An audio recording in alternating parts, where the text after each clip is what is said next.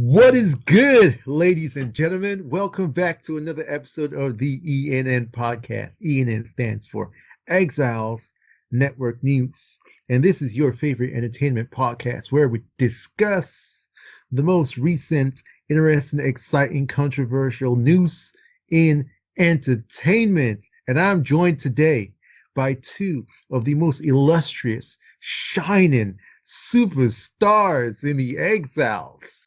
And they are Christian and Brandon. Hey, Christian, welcome to the show. What up? Good to be back doing this, man. We missed a couple episodes. It's good Yes, to be we back. did. It's been a minute, but we are back at it like crack addicts. Hey, Brandon. I say nothing. How you doing? Doing good too. Glad to be back. It's been a couple of weeks. Yes, it has. We did get a couple reviews in though. We squeezed some Yeah, we reviews in. did. We did. We've been, touching base with the people, but ENN is where it's at. ENN is where you can really feel us, where we can really, chop it up with our audience. And I'm excited to do so today. We have a lot of topics to discuss. All right. We've been off the ball for a minute and we're back on it. And the last time we recorded an episode was before the Snyder Cut. So there's been a lot of reverberations from that quake, so to speak. And then there's, some other news that we're going to talk about. So this is the rundown of topics for the day. We're going to start with, as I said, reverberations from the release of the Snyder Cut. It's a very controversial project, made a bit of a seismic touchdown, and Warner Brothers / HBO Max has responded to it by not responding. Our second topic is going to be Anne Sarnoff. She had comments in an interview in Variety. Ray Fisher gave a tell-all to The Hollywood Reporter. Chris Terrio, after not speaking for a long time, the writer of Batman v Superman and Justice League comes with the fire and the fury in a Vanity Fair article. In other developing news, Ava DuVernay's New Gods has been canceled or shelved, as the studio says. And in a bit of underrated news, but very important news, Netflix and Sony have agreed to a groundbreaking pact. Then we're going to react to trailers. Yes, our trailer reactions are back, the coming soon section, and we're going to react to, I think this is going to be like the most amount of trailers we've ever reacted to. We have Woman in the Window. We have Jupiter's Legacy. We have Without Remorse. We have Loki. We have the Suicide Squad. We have Those Who Wish Me Dead. Space Jam: A New Legacy, The Nevers, The Mare of Easttown, Spiral, and we'll end with Wrath of Man. And without further ado, let's get right to it. The Snyder Cut came out. This has been one of the most anticipated projects in a long time. It debuted on HBO Max on the 17th of March. That was D-Day. And by all accounts, judging by social media reactions, the amount of traction, the articles, the reviews, the chatter, it was a hit. As usual, when studios put out a hit, the next, after the weekend of its debut, they'll give out sort of like a performance review and sort of, boast a little bit about how the project did. But in very strange fashion, the studio said absolutely nothing about the Snyder Cut. And to this day, they haven't. Other projects that have been released after the Snyder Cut have received a bit of fanfare from the studio. For example, Godzilla vs. Kong. HBO Max was boasting about its great performance. So, guys, what do you think of this very curious case of Warner Brothers completely being silent on the performance of the Snyder Cut? Let's start with Christian. Well, I don't want to go too deep because I'd rather leave some of that to Brandon because you guys were in this fight from the beginning. But I will say this. It doesn't shock me. like after everything that I personally have come to read and to know and to learn since, again, being newer to this, since probably like, let's say 2019, it's just not overly surprising, but it's still disappointing from a studio that has said how many times the higher ups have said, oh yeah, no, we listen to our fans. We absolutely, we're in touch with this. We're in touch with that. Bull crap. Like, it's just, it seems like there's an actual attempt to exercise that particular part out of it. We'll get into that a little bit more. I'll give you guys my thoughts on the Sarnoff article, where I think I'll go a little deeper into that. But it's sad. I mean, this is something that should be celebrated, even if you're getting nothing else, even if the Snyderverse is dead here, which I don't necessarily think that that's the truth. But even if it is dead right here, there is a lot to celebrate. And the media silence, the complete blackout, like everything I read is from other people, not from that studio. It's pretty telling, I think, that it's like there wants to be an exorcism happening. And it's just sad when the overall conversation around this has been pretty positive, even for people that hated it or didn't want it. And now all of a sudden they're like turning their eyes around saying like, yeah, like this is good, or at least it's passable, right? Like even they were like, I didn't think I'd like it, but I like it. And the studio that released it, it doesn't seem to be behind it. So I've noticed it as well. I've definitely seen it. I don't think I can speak much more to it than you guys could, though. But it is sad to me. It's definitely a disappointment. Brandon, what do you think of this curious development? Well, I mean, as a fan, it's really not surprising at all. But as somebody who looks at the business, it is very odd. It does not go to any trend whatsoever. It is just dead silence, other than a predetermined article meant to trash the fans the day after the premiere weekend, and that's really odd. Obviously, yeah, the silence is interesting, but we've all kind of theorized for a while that Warner Brothers wanted it to fail, and I think that if it did fail, I think they'd be rubbing our faces in it. I think they wanted it so bad that they would have come out that Monday and said, this movie underperformed, and we put the money into it, and we're still proud of what we did and making it right for one of our creators. Unfortunately, the audience does appear to have been centralized to the internet and is not as big as we had hoped it would be. That would have been their response if it had bombed and it had underperformed. But the servers have crashed almost every time I've watched it. I get hiccups, I get crashes. It's still being watched a whole lot, and they didn't have a single positive word to say about its performance, about how many signups they had around the world. All the other companies not involved with HBO Max talked about their record-breaking weekends. But HBO Max and Warner Brothers are completely silent. It's because they don't want to be positive about it and be proven wrong, and they can't lie and say that it did fail, because that information will come out at some point, and then they will be proven even worse, because now it's not just the fans asking to restore the Snyderverse, it's everybody. It's the worst thing that could have happened to them happened, and they don't know how to respond. It's wild. I agree with you. You guys echoed my sentiments. I think it's, as Brandon said, from a business side, it's perplexing. But what we come to realize with these organizations is that, I mean, we all have this idea that, oh, it's a business, so they'll do the business, the business intelligent thing. But no matter what businesses say, they always use language like, oh, Warner Brothers is doing this. Businesses are made up of human beings, and human beings are flawed, irrational, emotional, egotistical, and I think that's been the most that's been the thing that we've had to grapple with.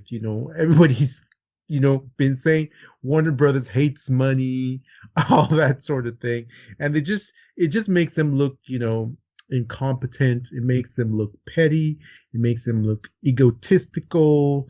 It makes them look like they don't really know what they're doing. So, um, with that being said, we'll move on to our next, topic, which is the apparent response to the Snyder Cut.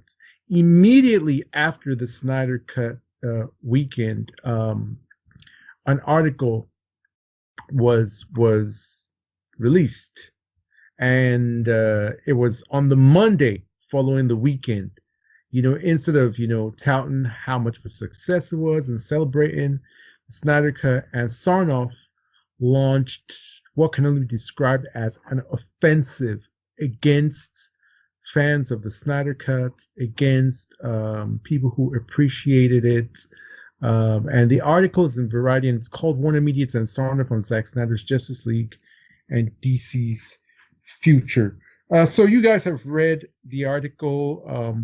Are there any excerpts from it that really resonated with you, or how do you respond to it overall? Let's start with Brandon on this one. So I mean, not an excerpt in general. It's just the tone of it. And again, it was obviously pre-prepared. They had it written days before they even knew how it had performed. And it was, in general fashion, it was meant to attack the fans, which Warner Brothers has done for years. They really are. They specifically go out and target their fans, and this was no different. It was, hey, yeah, this was one and done. We're done. Fuck the fans. They're toxic. And look, I'm not going to be one of those people that says I've never seen any toxicity in the fandom. Yeah, it's there, and some of it is very loud. But again, if you're talking even 10% of the fandom, that's completely illogical to say we're not doing what 90% of people want because of 10%, especially when it lines your pocketbooks. They don't care. It's not the toxicity. They don't want to be wrong, and it's their pride. And they came out on day one to attack the fans and say, fuck off, we're done. And that's just, the tone of that was just almost surprising after the critical reception, more so than just the crashing servers and everything. Everybody loved it, and their first response was to say, fuck off. Yeah. Christian, you had a chance to take a look at this article, and as someone who has the pleasure, the privilege, I feel like DC fans were like someone who like basically sleeps on the streets in the dead of winter, and Marvel fans are like living in like a mansion, sleeping in like this cozy climate controlled bed with sleep settings. And so how does this sort of response from a WB exec to DC fans, how what does it look like to you? Well, look, I am a DC fan too. Yes, well. You are definitely. And there's a side of me that was living in the Hilton and very happy, and then there was another side of me that like felt like I was just being pushed into a slum all the time. Like he said, like Brandon said, there's a tone throughout this article, and there is one passage that stuck out to me. Her answer to one of the questions was, we're always going to listen to our fans. We're in the service of the broadest fan base, and we owe them an integrated, holistic strategy. We are shepherds of the franchise. And she says a couple of other things. But there was another sentence right below that where she goes, for certain fans that want singular voices, they may be disappointed. But what we would ask them is to be patient and to see what we've got in store, because perhaps the newer voices in the mix will have just as compelling stories to tell. Now, you could take that a lot of ways. I understand that. But I can't take it any other way than the tone that Brandon is talking about. There's also there's a very egotistical tone running through this entire interview. It's this egotistical, like, we're taking the high road. We were right. We're not going to let one guy control our franchise. Now, look, I want to be honest. I do agree with her on a couple of things. Like, she was talking about streaming shows, animation, a la the MCU, but different. I think that can work, and I am supportive of that. but I don't like the tone that's being taken here. There is a clear shot across the bow at not only to you guys, and I'm now part of the fandom, right? So not only to all of us that have fought for the Snyder Cut and would like to see the Snyderverse come back, whether it's in movies or HBO, whatever it is, we'd like to see part of that return. There's a shot across the bow to all of that, and there's also a shot across the bow to, you can't tell me there's a little thing against Zach himself there. Like, one man's not going to be the top here. He's not going to be the creative. I am going to make sure that all these voices are heard. I'm glad you noticed that. I'm glad you noticed that. There's a lot of personal animus and animosity in this article. The tone is emotional rather than logical. There's nothing wrong with being emotional, but there's a coldness to it. It's almost cold-hearted, and as Brandon said, it was very calculated. Something that was written not in response to the huge celebration, but even before, in an attempt to just cut everything down and attack. And it really made me incensed. And Sarnoff is on my shit list now. Like, this made me really detest her. I already sensed who she was, especially when she came out strongly protecting Walter Hamada when she didn't have to, when Ray Fisher made his claims. I just knew that there was sort of like a little like cronyism over there, right? This sort of, cronyism is that disgusting word is the only way I can describe it. And the passage that really, I guess, struck a nerve with everyone was in response to, Restore the Snyderverse, where she said, I appreciate that they love Zach's work and we're very thankful for his many contributions to DC. We're just so happy that he could bring this cut of Justice League to life, because that wasn't in the plan until about a year ago. With that comes the completion of his trilogy. We're very happy we've done this, but we're excited about the plans we have for a multi-dimensional DC character that are being developed right now. It just rings so hollow, and there are all these phrases that she uses, and there's almost this tone of there's this tone that she has where it sounds like she thinks she's talking to kids. Like, woman, like, we are grown. Like, don't get it twisted, because like these are superheroes and comic book stuff. Like, we are grown. Like, don't talk to us like, oh, you're going to get what we put out, and we're not going to tolerate this and tolerate that.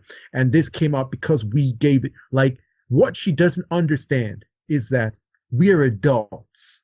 And for us, this is not some sort of benevolent dictator to subject relationship. We can make life very difficult for them as executives if they'd like it to be so. One of my favorite quotes from Guy Ritchie's King Arthur is, whenever someone wanted to get into a conflict with him, he'd say, I have enemies when you can have friends. Yeah. And if she wants to have enemies, we'll oblige her, but we prefer to be friends. But she shouldn't take that for some sort of weakness. Where I'm at right now, after I read this, I was so pissed off that I'm at the point where I'm like, I'm happy to make their lives a living hell until they're fired or moved on. Even if we never get the Snyderverse restored, we will continue to pester them, to berate them, to mock them, to pressure them, so that their entire regime as executives of DC will be miserable. If life is going to be miserable for us as fans of this content, you best believe it's going to be miserable for you too, and that will give me the utmost satisfaction.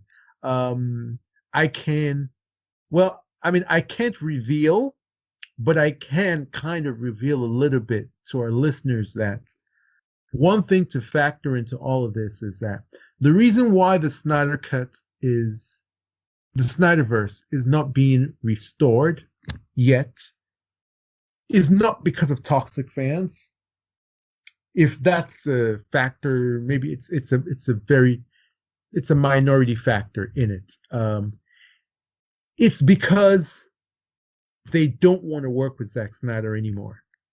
There is personal beef between them, which we'll see expanded upon in our next topic. But to basically, when Zack came on to create, the Snyder Cut, to finish it up, they started to meddle, they started to interfere, and Zack was just done with all the shenanigans and the bullshit. And we can see even from topics we're going to talk about with the Chris Terrio topic, the studio meddling, the incompetence. He was just done with. Zack said that for this film, he had a different mandate. He did not have a studio mandate for this. He had a mandate from the fan. He didn't look at it as, and Sarnoff is my boss, and the studio's commissioning this, and there are notes for me to take. For him, the notes he was getting was from fans. The only people he was working for were the fandom. So for him, everything they said, everything they tried to do, he completely ignored them. And as we can see, these emotional, egotistical, egomaniacal executives are control freaks, and what they are addicted to is total and complete control. And so that pissed them off, and they don't want to work with Zack anymore. Zack is smart. Zack will work with them again if he's given carte blanche, if he's allowed to do whatever he wants to do. But the bigger issue at hand is the fact that they don't want to work with Zack because they're afraid of him and because they can't control him. So this article just made me see that, we used to think it was just Jeff Johns, or it was a previous regime which Toby Emmerich is a part of. But we've come to find out that they're all together. Toby Emmerich, and Sarnoff, Walter Hamada, the three mother boxes, the unity, okay, or the three witches, the three seers from Clash of the Titans, the three witches from Macbeth, whatever sort of evil trinity you want to put on them, they're it, and they're enemies of the fan base. And I've spoken for too long on this, but this and Sarnoff article, it's one of the worst things I've seen an executive do in a very long time. This is an executive that does not understand fans, that doesn't understand fandom, is new to fan communities. She stoked and inflamed passions and fires where need not be. You're supposed to take the passion of fans and channel it towards positivity. And what she did was take it, and she's channeling it towards what's going to be a very, very rough going of things. And we're ready for it. So there was definitely a very much hey guys, we did what we were supposed to do, now move on kind of feel to it. We threw our bone to you. It's all right, we tossed you a bone, now it's over, move on, fuck off, watch it, enjoy Shazam 2. Watch it and shut the hell up. Calling fans toxic, it's not gonna fly. It's not gonna fly. It's not gonna fly. That's all I gotta say. And they need to buckle up for a hell of a ride, because we're gonna do everything in our power that we can to make sure that they have a very, very rough go at it. Okay, so to end the interview, the interviewer asked her about Ray Fisher, and she went on to slander and delegitimize all of his claims. She said that the investigator had concluded that nothing was racially motivated, and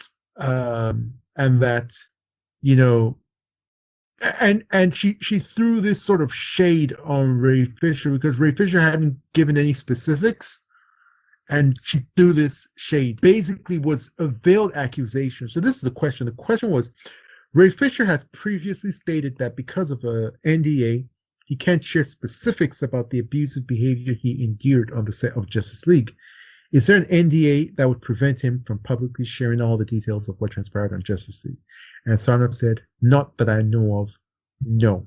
And what this makes it look like is that Ray Fisher doesn't have anything concrete to say. Mm-hmm. That's why he hasn't said it.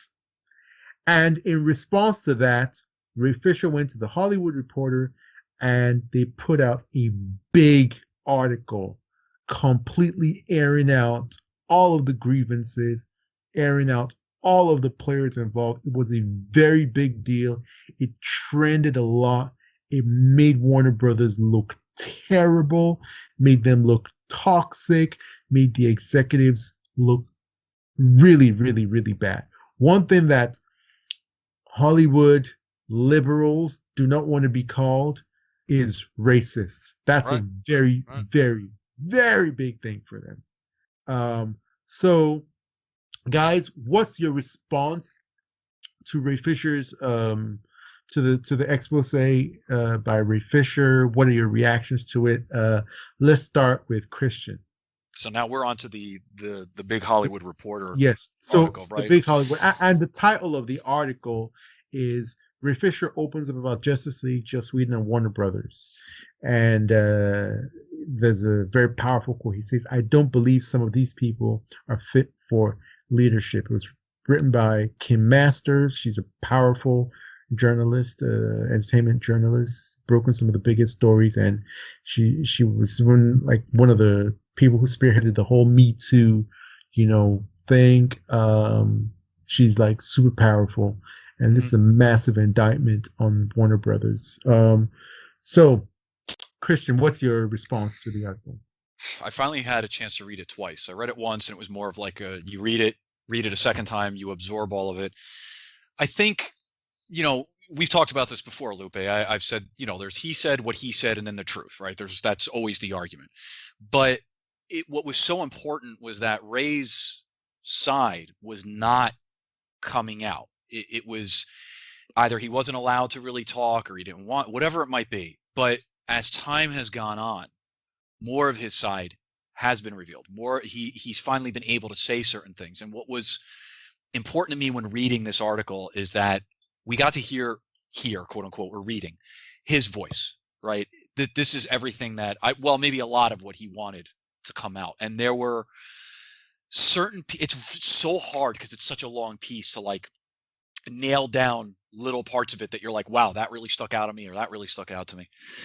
But the three of us, along with Paul on some of the episodes, have really, we've talked about the booyah line a few times and the connotations of that and everything. There's so many things that come into play with that.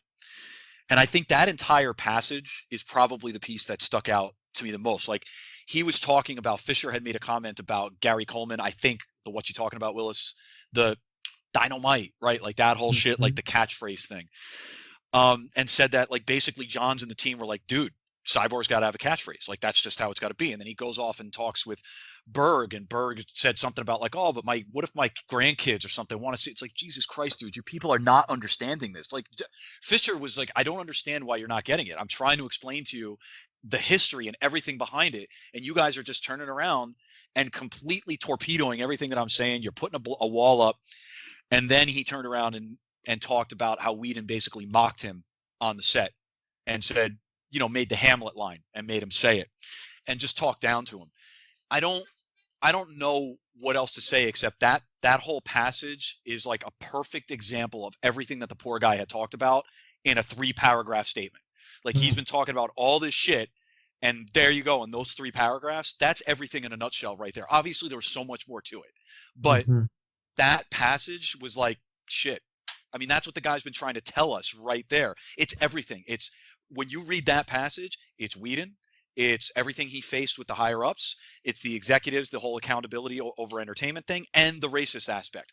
All of it in a 3-paragraph part of that article. So that's the part that really stuck out with me. It is so important for this to continue to come out. And I'll end it on this. I don't want, everybody's talking about like, I want a Cyborg movie. I want Ray. Fuck that. I want Ray out of this. I want him to do other projects. I want to watch him on, I don't care if it's Netflix. I go back to a theater to see him in a different movie. I just want him away from all this at this point because I want to see more of this kid. And I shouldn't even call him a kid. He's like 30 years old now, right? But I want to see more of this guy, and I just want him out of this now. So it was sad reading all this, and I apologize if I took a lot of time. I'm sorry. No. You're right on point. I think that's the way a lot of us feel. Like a lot of us are so conflicted. We want justice for these people. We want their potential to be fulfilled, especially on these projects that they, bled, sweat, and cried on. But at the same time, we also don't want them working for this toxic organization. It's literally like, this is such a toxic relationship. And Brandon, you're one of the abused spouses of Warner Brothers. So what's your reaction to this article and hearing more details of this gross episode? Well, it goes to show that racism doesn't mean that somebody had to call him the N-word on set or make fun of him for being black, that they were just trying to turn him into a caricature of a black guy with a catchphrase. And they would, specifically say, we can't just have an angry black guy. And it's just like, really? Like that's all you're thinking about in this movie. You're not thinking about the character arc. You're not thinking about the story. It's that we can't have an angry black man. Nobody's going to want to go and see that. Or we need you to have a catchphrase, which isn't even from the comic books. It's from the cartoon for 6-year-olds. It's silly. That's the kind of racism that people just ignore because it's not flat out name calling and being disparaging. It's more subtle, but it's 100% racism in there. And it needs to be called out as far as that goes. It's sickening. And again, I want to see him away from that. I want to see him doing other projects. I'd love to see him work with Zach again. It's really unfortunate that they sidelined him in the Flash movie as a way of just saying, well, we got you on this one. It's just the worst of all the situations, and all props go to Ray for continuing to fight this and not back down. Just on a quick side note, it's just really interesting that there's always been this cloud of unnatural hatred around Zach, and a lot of Ray is being ignored because he's an actor in Zach's movie. If he had been in another movie and this had happened, if he had been in a Disney movie and this had happened and he went out against it, people would believe him because he was in a Zack Snyder movie that everybody hated, and everybody's always hated Zack Snyder movies. He's not believable. He's just the angry black guy. Do you think it's because it was in the Zack Snyder movie, or it's part of the racism because it was black? Because I see as it's because he's black. And also he's not a massive actor, obviously, but at the same time, because the way that I see things happen was that Ray Fisher agitated, talked about this, brought it up, was beating the drum about this. Fans rallied behind him, amplified his case. Nothing was done until Charisma Carpenter, a white lady, brought her voice and said, I also experienced horrible things with Joss Whedon. And immediately, everything changed. And also, don't forget that Gal Gadot and Patty Jenkins had huge issues with Joss Whedon, and everything was resolved quickly to their satisfaction. Remedial action was taken that they were happy with. At least whatever happened, they were happy with. Ray Fisher never got anything that he was happy with.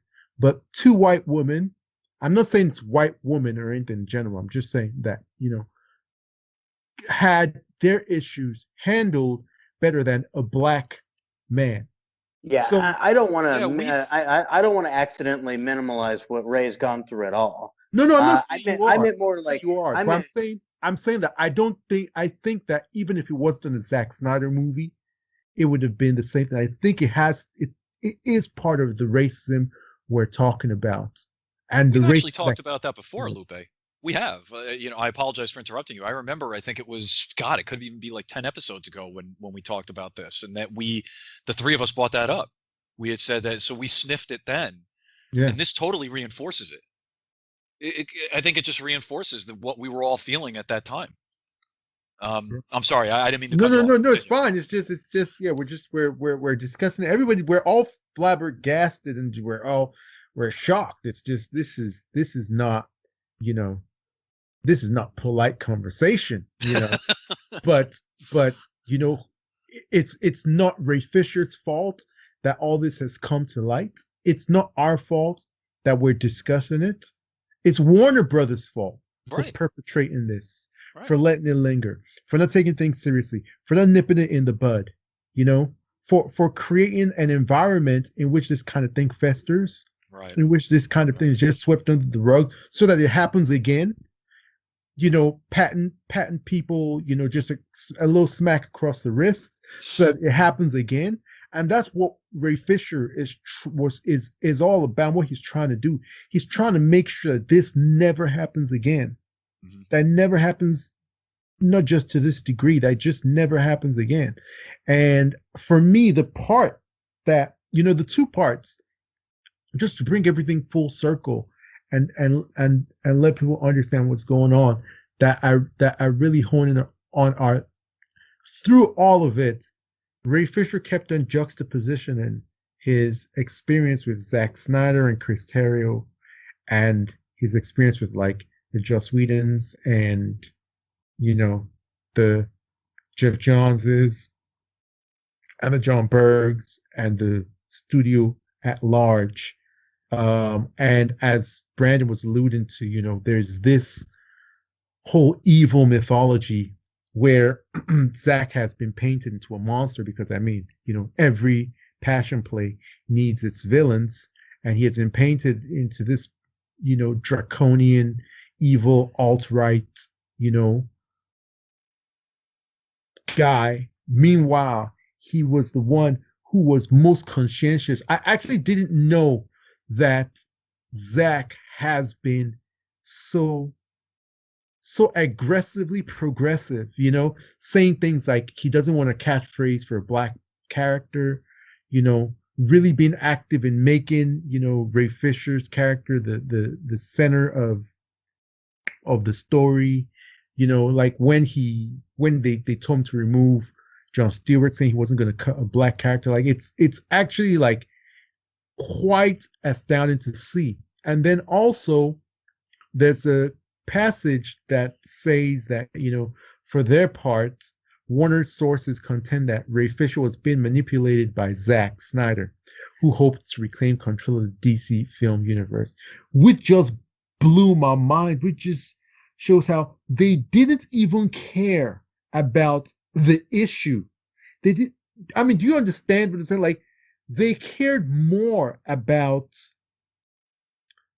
controlling the DC Films universe than the actual issues that Ray Fisher was bringing up. Do you know how perverted that is? And it just shows that every single thing that they've been doing against the fandom, against Zack, not releasing the Snyder Cut, not greenlighting the Snyderverse, it's all about control for the Snyderverse. And they don't care about the fandoms, they don't care about the property. So those are some of the things that really the entire thing in general, but those were some of the newer things that were brought to light that just made me feel like, they talk a good game over there. Jason Kilar was there during Black History Month, like I really I don't want to say anything too crazy, but I'm at kind of like at the point where if Jason Killar ever says anything about Black Lives Matter or like, oh, it's Black History Month and he's posting his usual, like, all the black movies they have on there or, pioneers, Black history, I'll just be like, Ray Fisher spoke up about this in your corporate structure. What do you have to say about it? It's getting to the point. It's gotten to the point where the hypocrisy has to be addressed. What do you guys think? Do you think that they can wish this away? That they can be silent about it and hope it goes away? I mean, unfortunately, audiences have pretty short memories. Yeah. So if they could ignore it long enough, everybody but us is going to forget about it. All they have to do is get enamored by the next low budget, silly, stupid superhero movie that comes out, and most people will forget about it. But we won't, and everybody knows how loud we can be. We won't let people forget about it. Some will, but I don't think they're going to get away with it. I like to say, just real quick on a side note, just how backwards it is that everything that Warner Brothers wants, they completely sabotaged. They could have had the first major black superhero before Black Panther, and they decided to brush it away and then be racist towards that person. And then just even now, everybody's talking about how great of a character he is. And you're seeing videos of black kids seeing Ray Fisher, and that's their hero. And that is what you guys want, even if it's for business decisions, because they're just pawns to you. You missed out on that, and you set yourself back so many years that you have to be like, but we'll make a black Superman. Even though you hate the character of Superman. It is just so silly, this entire situation, how far they set themselves back because of their stupid pride, their racism, their greed, everything worked against them and is now biting them in the ass, and it's awesome. Yes, it is awesome. Yes, it is awesome. That video of the little kid with crutches going up to Ray asking for a hug, that is proof of how important it is to have inclusion, for everybody to have the right to have a superhero. When Zach wanted to make Ryan Choi a Chinese superhero in a Chinese movie, like, how perfect is that? I would go watch that as a foreign language film, knowing that it is in the DC universe. That was awesome. And every studio wants movies that speak to China, that gets the Chinese audience. Warner Brothers is like, no, it's got an Asian person in it. We don't want that. But we have an Asian. So just so you know, we have one on payroll. So we're good. We're not racist. It's silly. And just, again, to see the whole Black Panther situation, I didn't love the movie. I liked the movie. But the most important thing to me was seeing and understanding what it means to have a superhero that looks like you and acts like you. And whether it's a black person, a disabled person, an Asian person, a white person, it doesn't matter. Everybody has the right, and there's so many characters that can bring that. And that's how you earn an audience. And Warner Brothers, above all other studios, has completely forgotten that. I hate to bring it into these terms, but you look at things as like missed opportunity, right? And I hate to say that because it's more than just a missed opportunity. But my friends who have children, my friends of color who have children, obviously do you know how blown away they were by Black Panther? Black Panther, of course. Oh my God! An adult, I was blown away, and I felt like. And I'll tell you the scene where I really felt it was, if any of you remember the movie, well, there's this scene where they're doing the ritual. It's over like the water, and they're dancing, and they're going to the falls, and you see all these different sort of like tribes and like different clothing attire, and everything was, their makeup is unique. Their jewelry was very unique. Sorry, go ahead. My heart was so full to see a major superhero blockbuster and see, like, not just, there's black people in this. It was black. It was African, and for white people, this is what you see every day. It's like, okay, it's nothing. It's like air, But imagine like someone who's been starved of air, getting fresh air. That's what it felt like. Got it. And it's so sad, as Brandon pointed to. Zack Snyder had set up DC to do so many. For example, Rick Famuyiwa was going to be the first Black director to helm like a major, like one of these majors in the golden age superhero movie. Was going to do the Flash movie. Then he was going to, and since Cyborg didn't have his solo, he was going to have Cyborg play like a massive role in it, and that would have been like so powerful, and that would have come out right before Black Panther, but around the time of Black Panther. So there could have been this beautiful synergy. Imagine Ryan Coogler doing his thing with Black Panther, and then Rick Famuyiwa with like the Flash and Cyborg movie. And I'll never forget when Black Panther came out and the numbers were just like stupidly insane, gargantuan. And there was an article that threw shade on Justice League and said that Black Panther had made more money than Justice League made like in its first 2 days, and Rick Famuyiwa retweeted that with all the snark and venom and hate. 2 big middle fingers, and he deserves to do so. You have to remember, it's because of Zack that we got the first female superhero movie. Exactly, and it was huge because people want to be represented. Exactly. And that was the proof in the pudding. But it made no sense whatsoever. And again, I think the Black Panther situation got out of control, where they said, if you don't like it, you're a racist. No, it's not necessarily for me. I enjoy it, but it doesn't necessarily speak to me. I love Chadwick Boseman though. He's a fantastic actor, and he was fantastic in the role. So that's awesome. And then but Captain Marvel outshined even Wonder Woman, and I don't know why, but there's so many other opportunities, and DC at every corner has dropped the ball. Now they're going to get beat to the first Asian characters. Instead of having Adam, you're going to have you're going to have what's it Shang-Chi? Shang-Chi. Yeah, Shang-Chi. Yeah. So you're going to have that. Even the Immortals is going to have, it's going to have gay characters. It's going to have characters of color. Everything, every twist and turn, Warner Brothers has dropped the ball and said, but what about white people? And it's just really, really silly just watching them fumble and looking and be like, these guys have no fucking clue what they're doing. And that's what all these articles that we've gone over have just been showing us. It's really sad to see. Warner Brothers is a terrible organization with horribly incompetent executives.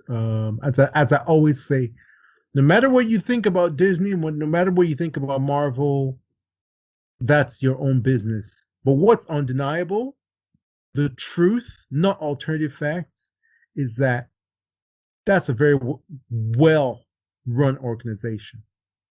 That's undeniable, no matter what you think about it.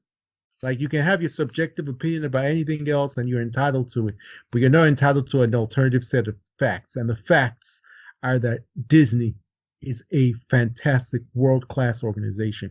You don't hear of any of these shenanigans with Disney. You don't. You only hear of, as much as, we've always wanted to say, oh, this. You don't hear of these sort of complaints. And if you hear of these complaints, they get taken care of like very quickly. And it's the truth. Warner Brothers is just completely incompetent. And to pile on more evidence for this, Chris Terrio came out and he's in an article on Vanity Fair, and it's called Justice League screenwriter Chris Terrio is super pissed off. Now, what I found interesting is that Chris Terrio wrote Batman v Superman as well as Justice League, and we've never heard an interview about, what he thinks about Batman v Superman or its reception or Justice League from him. And it's coming up on 6 years. It's been 5 years.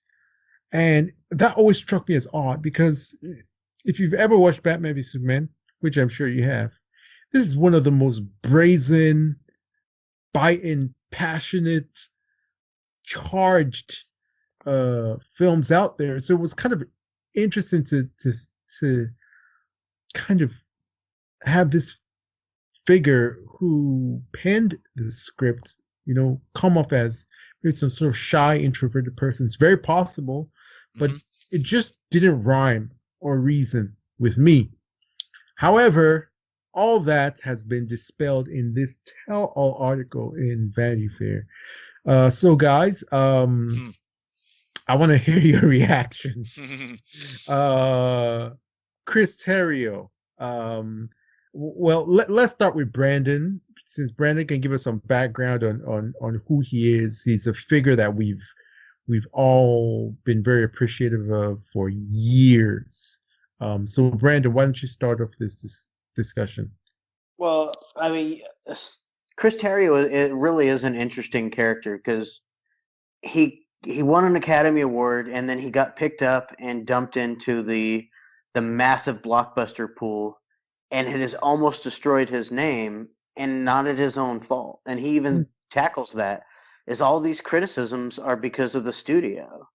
And his name was on Batman versus Superman, which I thought the most interesting thing in the article was a lot of stuff that he talks about was already there when he came on board. Mm-hmm.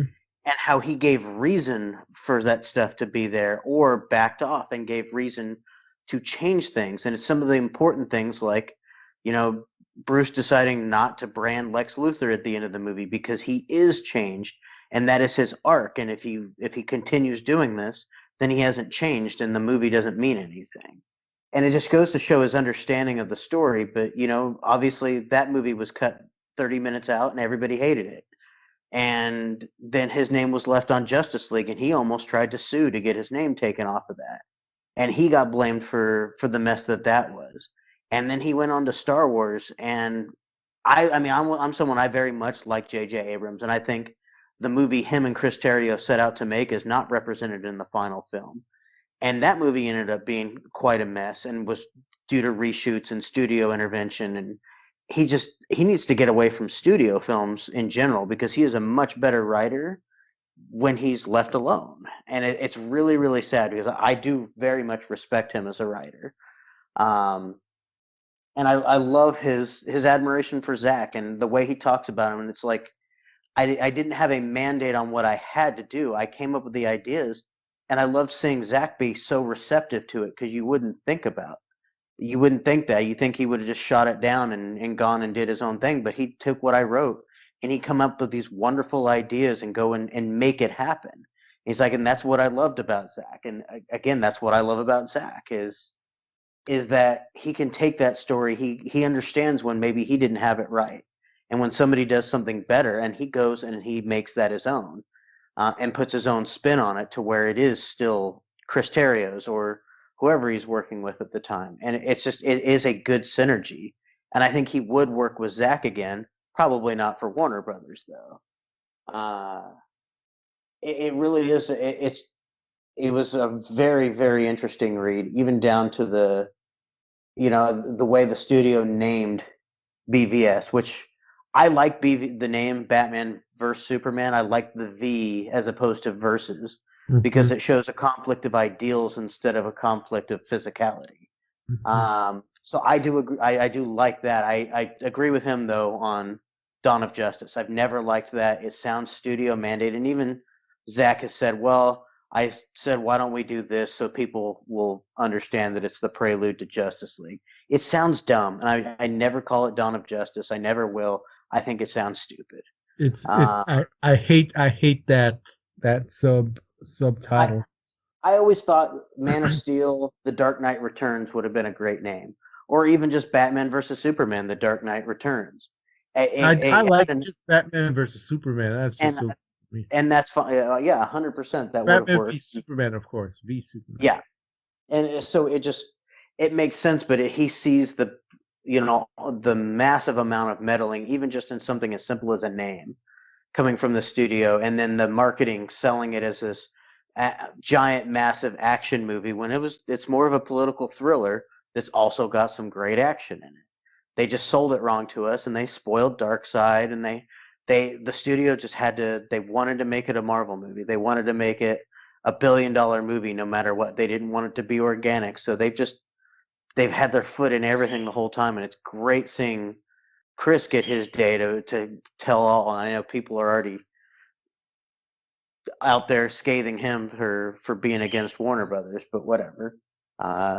This is the interview I've wanted to hear for a while, is what Chris thought about everything that had happened. Yeah, I had been waiting for this one for a long time, so I can't front. Chris Terrio is one of the most brilliant writers in Hollywood today, period. He is a freaking genius. What he did with Batman v Superman, taking it from a simple punch 'em up to a political film with, I mean, layers upon layers of commentary on our relationship with superheroes and American power structures and politics and, police brutality and, Senate hearings and the political angst that we were feeling in the zeitgeist at that time, and how it was bubbling under the surface and it erupted into Trumpism. I mean, the work on Batman v Superman is nothing short of genius. And to see how horrible the Warner Brothers structure and system is, and not even with Batman v Superman, because I mean there were a lot of fights on that, but the movie ended up being a triumph, is what happened on Justice League. Is just it's beyond incomprehensible. And this is why we fought. There are many reasons why we fought. I always say this, whenever you hear me say this is why we fought, it's just one of the reasons why we did. But he called Justice League vandalism. All right. And that is that perfectly describes how I felt about seeing the movie. It did not feel, people tried to give excuses for Jeff Johns and for Joss Whedon that, he was brought on to do a job and he did the best that he could. And, he was helping out, was helping Zach. He was, trying to paint him as this sympathetic figure, as this, and I said, when I watched that movie, it felt personal. It felt targeted. It felt like vandalism, like somebody defecated on something, on somebody's property. Somebody defaced somebody's property, damaged somebody's property. Because it just made no sense for that movie to be butchered in that way, There are ways, like, for example, Batman v Superman's theatrical cut, that is the work of someone cutting the film down. You can tell, okay, this film, they've cut, for example, Godzilla versus Kong. That's how you cut a film down.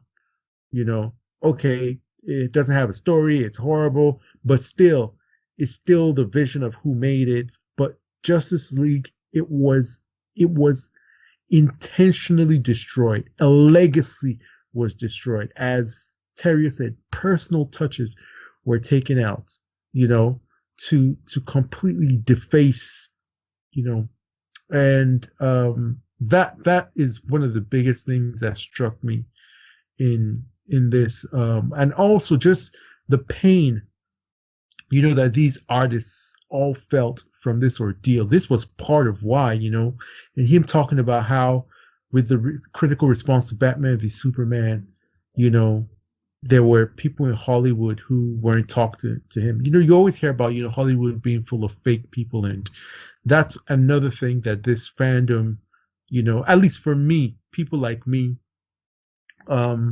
that's one thing that we're always aware of. The fact that, if you look at, I always juxtapose with Patty Jenkins, and how, like, everybody wanted a piece of Patty Jenkins and people were flocking to Patty Jenkins. But then Zack Snyder was exiled to Vero, and the whole thing is just so fake, and that's why it was important for fans to be with the Snyders and the cast and the crew through thick and thin, and why a lot of us held people like Henry Cavill to a very harsh and high standard, because a lot of this, like loyalty and good character, is bigger than films. These are people's, emotional states and mental well-being, and this was so illuminating. I'm very, very happy that he hit back. He hit back at a lot of critics with their very shallow interpretations of things. They're piling on, as he called it, group think, herd mentality. And obviously, as you see, like a lot of the critics who were very harsh on Batman v Superman were not happy about that. And so this is one of my favorite articles to read, because a response from Chris Terrio has been long overdue, and he certainly deserves to say his piece. So Christian, what did you think about this article? I don't know if you're very familiar with Chris Terrio or what you think of his work, but what do you think about his explanations for everything and his experience in this unruly, perverse thing called Warner Media? Well, you guys, both of you just went into a lot, and and I'm not going to sit here and say that I'm intimately, familiar with all of Chris Terrio's work and everything, except for, what I know and what I've consumed and what I enjoy. But and this is another one, like the Ray Fisher article. It's very long and detailed, and you really should read it more than once to really absorb a lot of what's in here. I think the one part of it that really that hit me, and I rolling my eyes again and going, this mother effing studio, is the section where they talk about the Ultimate Edition, the remaster, the re-release on HBO Max. And his answer to that question was, so this house of cards that had been built in order to motivate this clash between America's two favorite heroes made no sense at all. That was what happened with Batman v Superman. The movie was always going to be dark. There's always going to be people who didn't want to see that version of a comic book world. And I get that. But what hurt was the criticism that the script was not coherent. Because when I turned in the script to the studio, which they, by all accounts, were happy with, it made sense. So they go off, that's the end quote. So they go off and chop it up due to the theatrical version that we all know that they did, because we all have the ultimate version on Blu-ray and we've all seen it. The fuck? Like, I mean, here we go again with what I said with the Ray Fisher article. You got another example of what they do, and then they blame. So now it's easy to turn around and say, well, that's Terrio's fault. He sucked. The script you gave us was terrible. What? That's not true at all. The story was there. It was in front of us. You don't have to like the execution of it. You don't have to think that BVS is the greatest ever. But what you have to acknowledge is that the ideals behind it were fantastic. The themes that it was trying to tackle were very mature. Were very different from what we were getting in a comic book movie before. And this conversation that's like, well, I mean, look at the change. No. That's on you guys. That's on you. And I'm really happy that he wants to set the record straight on so many things in this article, about Cyborg, about everything. But that in particular, I thought was very important for him to be like, guys, you asked us to do this. And then you're gonna try to disown it after you ask us to do it? Get out of here. I mean, it's so emblematic. It's just a complete example of what they do over and over again. Again, I repeat what I said with the Ray Fisher. This should not shock us at all, but it should disappoint us. Yeah, it sure does. It sure does. It's sad. There's points. It's just, I'm so disappointed in Warner Brothers Studio. I really used to have a lot of respect for the studio, and honestly, all of that is gone. Like if there was a tank and there was like a 100, it's completely like I've run through E and it's completely empty. So it went below zero through the reserve and it's completely empty. I just like Warner Bros. Is a terrible studio. At this point, anything good that comes out of that studio is a mistake or is by the sheer force of will of a powerful auteur like a Christopher Nolan, who will not allow the rot around him to infect his greatness. The only reason I still have Dune as my my number 2 for the year is because Denis Villeneuve isn't The going to put up with Warner Brothers shit. Yeah, He that's could the only go reason why. literally anywhere he wants to, so that movie is not going to be 2 hours long. Absolutely. And I have full faith in him, which is why I will still support it. But just Yeah. about anything else this year, I'm not all that thrilled about for Yeah. Warner Brothers, even Yeah. Matrix. Yeah, even Matrix, yeah. Like even Matrix, like I Especially Matrix having a transgender filmmaker. What's Warner Brothers going to do to hurt her? I mean, what are they going to do if the movie bombs? Are they going to say, "See, transgender people can't make movies"? That's just going to be how Warner Brothers is. They'll react and they'll blame it and they'll do something racist or sexist or whatever about it, transphobic.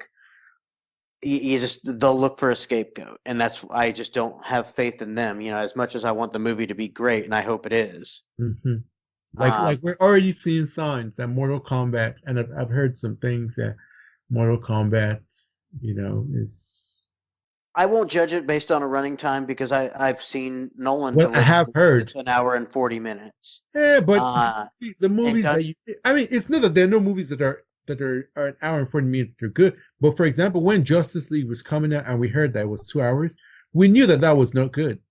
Like yeah, you don't need it's an ensemble movie with many characters that have deep backstories with a huge sprawling mythology. It doesn't take a genius to know that it shouldn't be 95 minutes. And hello, it's not 2 hours, it's 95 minutes, an hour and 35 minutes, including it the was an hour and credit. 50 Yeah, minutes. like before we saw Godzilla versus Kong, we knew it should not be that short. It doesn't take a genius to. We've been watching movies all our lives, so we have a sense of Yeah, what I sort have of a sense story. that it's too short, but I'm not gonna willing to go overboard until I see it because maybe it's just the perfect length. I actually was very distraught on Dunkirk when I heard it was like an hour and 40 minutes. I was like, that's odd for Christopher Nolan. That sounds like an issue. And then I saw it and I was like, no, that was just perfect. All faith in Christopher Nolan. I mean, but it Uh, doesn't have this. I mean, but I mean, I agree with you. But what I'm saying is that there is context. It's not, it's yeah, not, it's not blind. I wouldn't say that if it's just any movie. A lot of, for example, like my favorite movie of all time is The Sixth Sense. It's below 2 hours, but it's not an ensemble movie. It's yeah. not a sprawling mythology. It's not Mortal Kombat, with Liu Kang and Kano and Raiden and Shang Tsung and Jax and Scorpion and Sub-Zero and Reiko and Cabal and Shao Kahn We're and also talking about Outworld. a first-time director making a big budget movie and knowing that he's not going to have the ability to say no. I want to leave this in there. Yes, I want this to be a little bit longer. Um, And also, we know the hit. That's another thing. If it was any other studio, maybe we'd be like, sure, I wish it was longer. But also, we know the history of Toby Emmerich. There's a track record for misbehavior. So it it would be ignoring the facts to go in saying this is not an issue at all, well, which is okay, but it would be the ignoring the the funny thing is too, Warner Brothers is the only studio really releasing movies. The 2 hour mandate means nothing because they could literally show it on every screen at every movie theater and make as much money as they wanted to with it. If it's great, the theaters will fill up. The 2 hour mandate makes no sense right now because it's not like there's any competition out there except for Warner Brothers. Mhm. So I mean, every movie can be 4 hours long if they need it to be right now because there's no other movies. If people are going to go see it, they're going to go see it. Um, so yeah, I mean, am I cautious because I know Warner Brothers? Yeah. Am I going to go see Mortal Kombat? No. Do I have HBO Max? Yeah, I do. I'm going to watch it that way. Yeah, yeah. And if I really like it, okay, well maybe I'm gonna find a way to go see it in the theater and give it my $10. Uh, but if I don't, if I'd be like, well, nope, they fucked this one up, I'm gonna get on Twitter. I'm gonna be like, what the fuck, guys? Again? I'm really looking forward to how we're gonna react to it. It's already released in some places in the world. Reviews are already coming out. We're already talking about it. So, as usual, your film exiles will have their thunderous takes on the whole thing.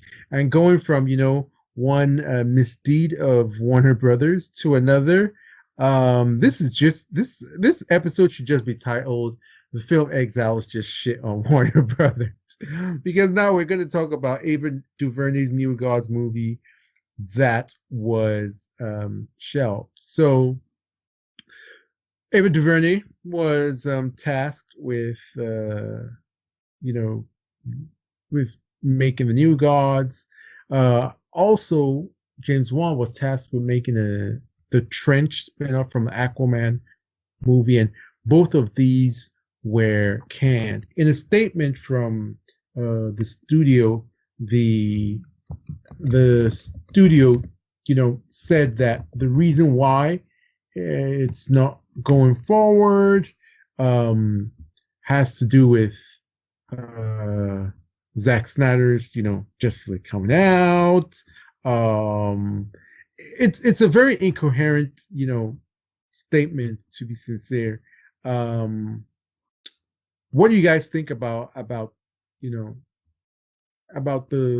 news that Ava DuVernay will not be helming New Gods, and also that James Wan's The Trench has been shelved?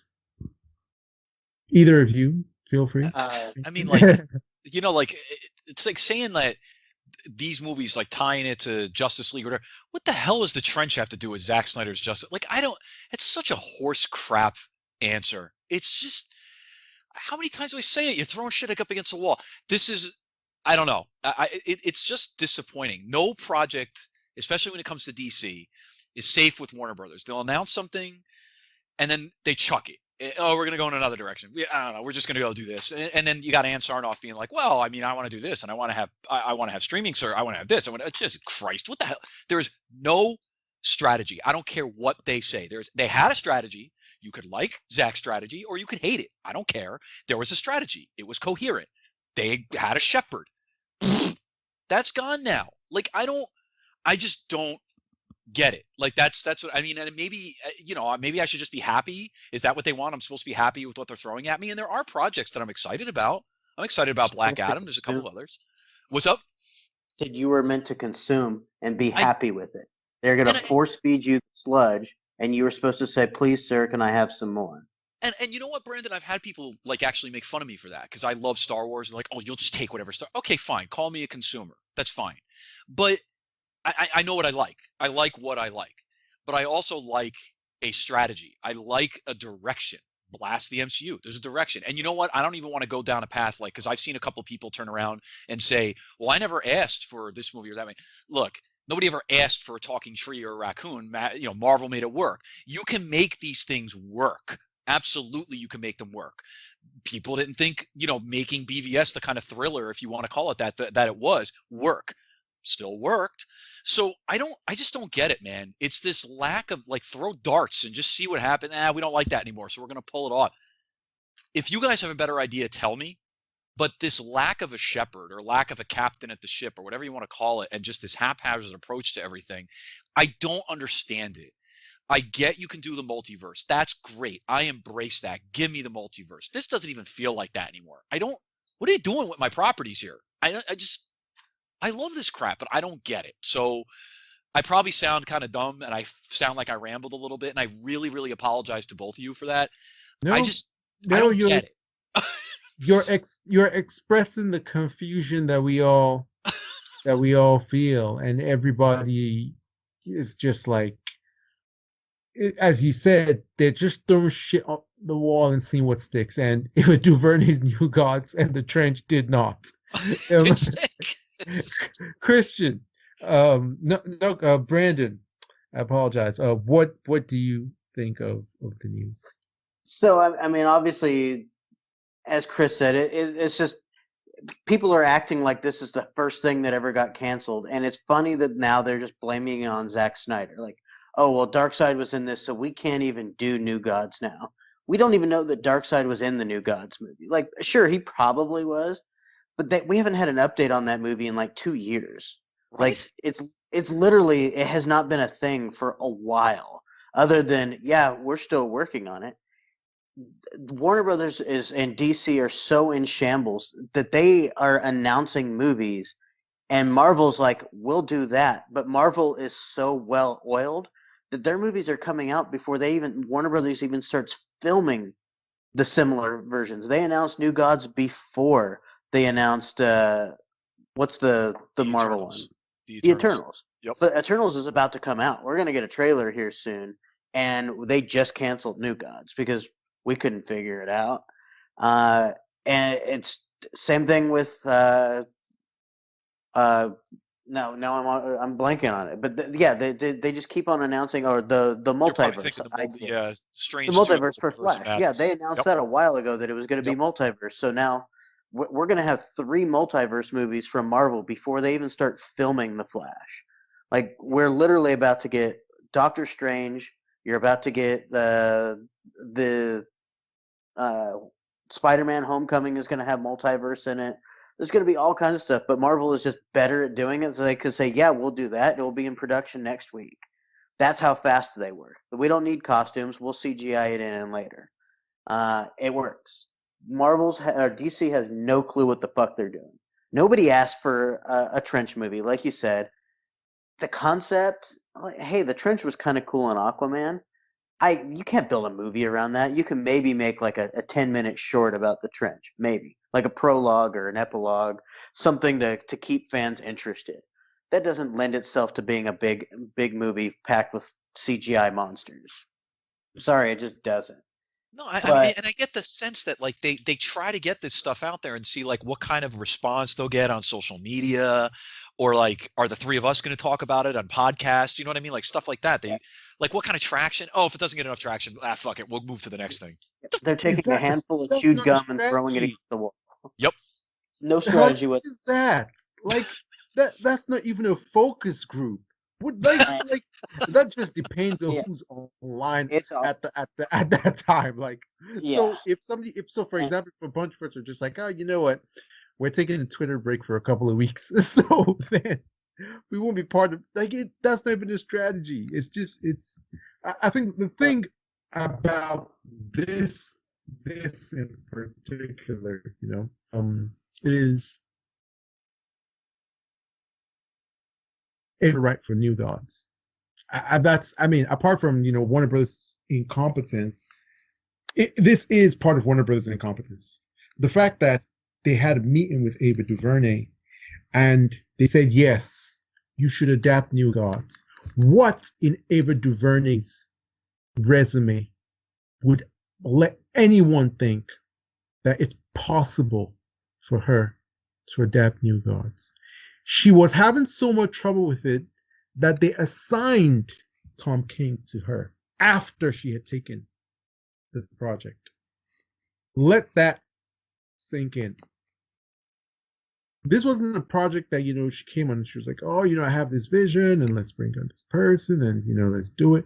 Like, she just went there, and it seems like she's always said, like, oh, like one of her favorite superheroes, Big Barda. I don't know why. I think she just likes Big Barda just for the idea that it's a tall superhero and she's tall. I've never heard anything concrete about New Gods mythology. She just talks about, Kirby craziness and Kirby goodness and this. But do people really understand what that is? Like, I've always said that New Gods is so difficult to adapt. And that's why I said Zack Snyder needed to be the people who will do something like New Gods well are people who have worked in this sort of fantasy sci-fi world building genre for a long time. You don't give New Gods to someone who failed to adapt A Wrinkle in Time. And that was always my thing is, what has Ava DuVernay done to say, hey, I can do this big ass movie? Because I do think she has a great voice. I do think she is a very good filmmaker. But I don't know why is she a good filmmaker for this, and we never got a reason. It's like because they never made the fucking movie. It's like you won't put Steph Curry in a dunk contest. Makes no fucking sense. Well, and you won't put and you won't put a someone who's just a dunker in a 3-point shooting contest. Like, she's actually a good filmmaker when she does the things and there's no saying that she can't make superhero movies. For example, guess what? She was assigned New Gods before she was assigned Naomi. Do you know the amount of time she was just assigned Naomi, like mid last year, and it's already coming to CW. I always said if I was an executive at DC, I would have put her on Vixen. Vixen is a fantastic character that DC hasn't done something with, and you put Ava DuVernay on Vixen, it will blow up like Black Panther. Vixen is a female black superhero who's African, but she lives in America. Like, do you know what happens when black girls want to hype something up? Do you know what it's gonna be like? You will never hear the end of it on social media. The creativity and the way in which like black women can hype things up. Like, so when she comes into the studio and you say, "Oh yeah, do New Gods," and you don't direct her to do Vixen, it's just entirely stupid. They set her up to fail. Like, even for Zack Snyder, like the things that he did to bring those New Gods to life are like stuff that you can see, okay, this is someone who's been working on this for a long time. Like, there are a lot of things that I've observed that he did, like the way like they speak is different from other characters. They're Shakespearean. The way, Desaad was summoning Darkseid, praying in Latin. The way, their architecture is brutalist, and it's not about aesthetics. It works. The technology, it's unfinished, but it just works, and it's just it's world building. Even when you look at Atlantis and how they in the Snyder Cut they speak in like not dolphin sounds, but the underwater chirping, the whales, yeah. clicks, dolphins and whales. That is a completely different approach than somebody like Juan, who is a visionary for horror. But I didn't necessarily like his Atlantis because it looked a little bit more silly. I think like some of the action's kind of cool, but the idea that these people evolved underwater and now, you can't. There is no vocal cords underwater, so they learn to project like mammals underwater have. Like, that's world building that you can't just hire somebody to do. They have to have that. They have to have a team around them that just has those ideas and is brave enough to do them. I feel that Ava DuVernay came from we're gonna hire anybody that we can get from Disney right now, and they got Ava DuVernay, they got Joss Whedon, they got James Gunn. Also, there was a strategy that they were taking where they were hiring more diverse voices and using that and trying to use. It felt to me like they're trying to use that as to get goodwill. Like, oh, you know what? We don't have to make a fantastic movie as long as we have Ava DuVernay. Everybody's gonna have that goodwill, which is fine. Like, I love the fact that Ava DuVernay would do a DC series, but Ava DuVernay on Vixen, that synergy, like Tenet. Yeah, there's nothing more I wanted than to be proven wrong. My God, I'm so like the levels of incompetence are just staggering. But obviously that's nothing that's canceled. I mean, a lot of people, the way they framed it, they said it was complicated by Zack Snyder's Justice League, which is funny because it said that they're not restoring the Snyderverse and it's not canon. It's just a one-off. So what is it? Such crap. It's doublespeak, dude. It's doublespeak. It's just let's make up some sort of spin story to say whatever. And you know what? You guys were talking about Ava, like, in the MCU, you could pull, like, the three of us could direct one of their movies because it's coming from the production house, and that's fine. I don't want to did it. If Josh can do it, anybody can. Yeah, I mean, I'm not trying to shit on that. Like some people will, and that's fine. No, But no, that's no. not what they were trying to do here. And it's like, it's At so the end of the day, I've come up, to man. the point where I'm saying like Zack Snyder should have been more of a tyrannical creative head like Kevin Feige, rather than being very liberal and giving all these directors and people creative freedom, because we can see that the entire he just like he was a little bit too loosey, because I mean you see him saying, he thought that, them making Cyborg was like a no-brainer. Like you know what? Let's stop talking about Warner Brothers. I think we spent enough of our life force on something so tragic. Let's What, talk Lupe? about. I Yeah, go will ahead. say, I'll end it on one last thing. You're absolutely right. Hate the guy or love the guy. That was a big thing with Feige. He was like, Black Panther's getting made. And there were people like Ike, what's his name, Perlmutter, that did not want that movie made. They were like, oh, no. He was flat out like, that's not happening. And Feige was like, no, it's going to make money. Black Panther's a good character. And he had to basically carve Marvel Studios out and pull it away from the rest of that Marvel team so that he could do what he wanted. You, So absolutely, Zack Snyder, it would have been better. And that's not him. That's not Zack. mhm. Absolutely would have been better if he was a tyrannical asshole and been Well, like, no, you know what? This is what I want. yeah, I will protest a little bit. The mythology of Feige having wanted to make Captain Marvel and Black Panther, I don't believe it. I don't. But I'm just cynical. Somewhere I get it. to me, I get what you're saying. it's to me, when I heard it, maybe it's true, it's possible, but it sounded a little bit too convenient to me.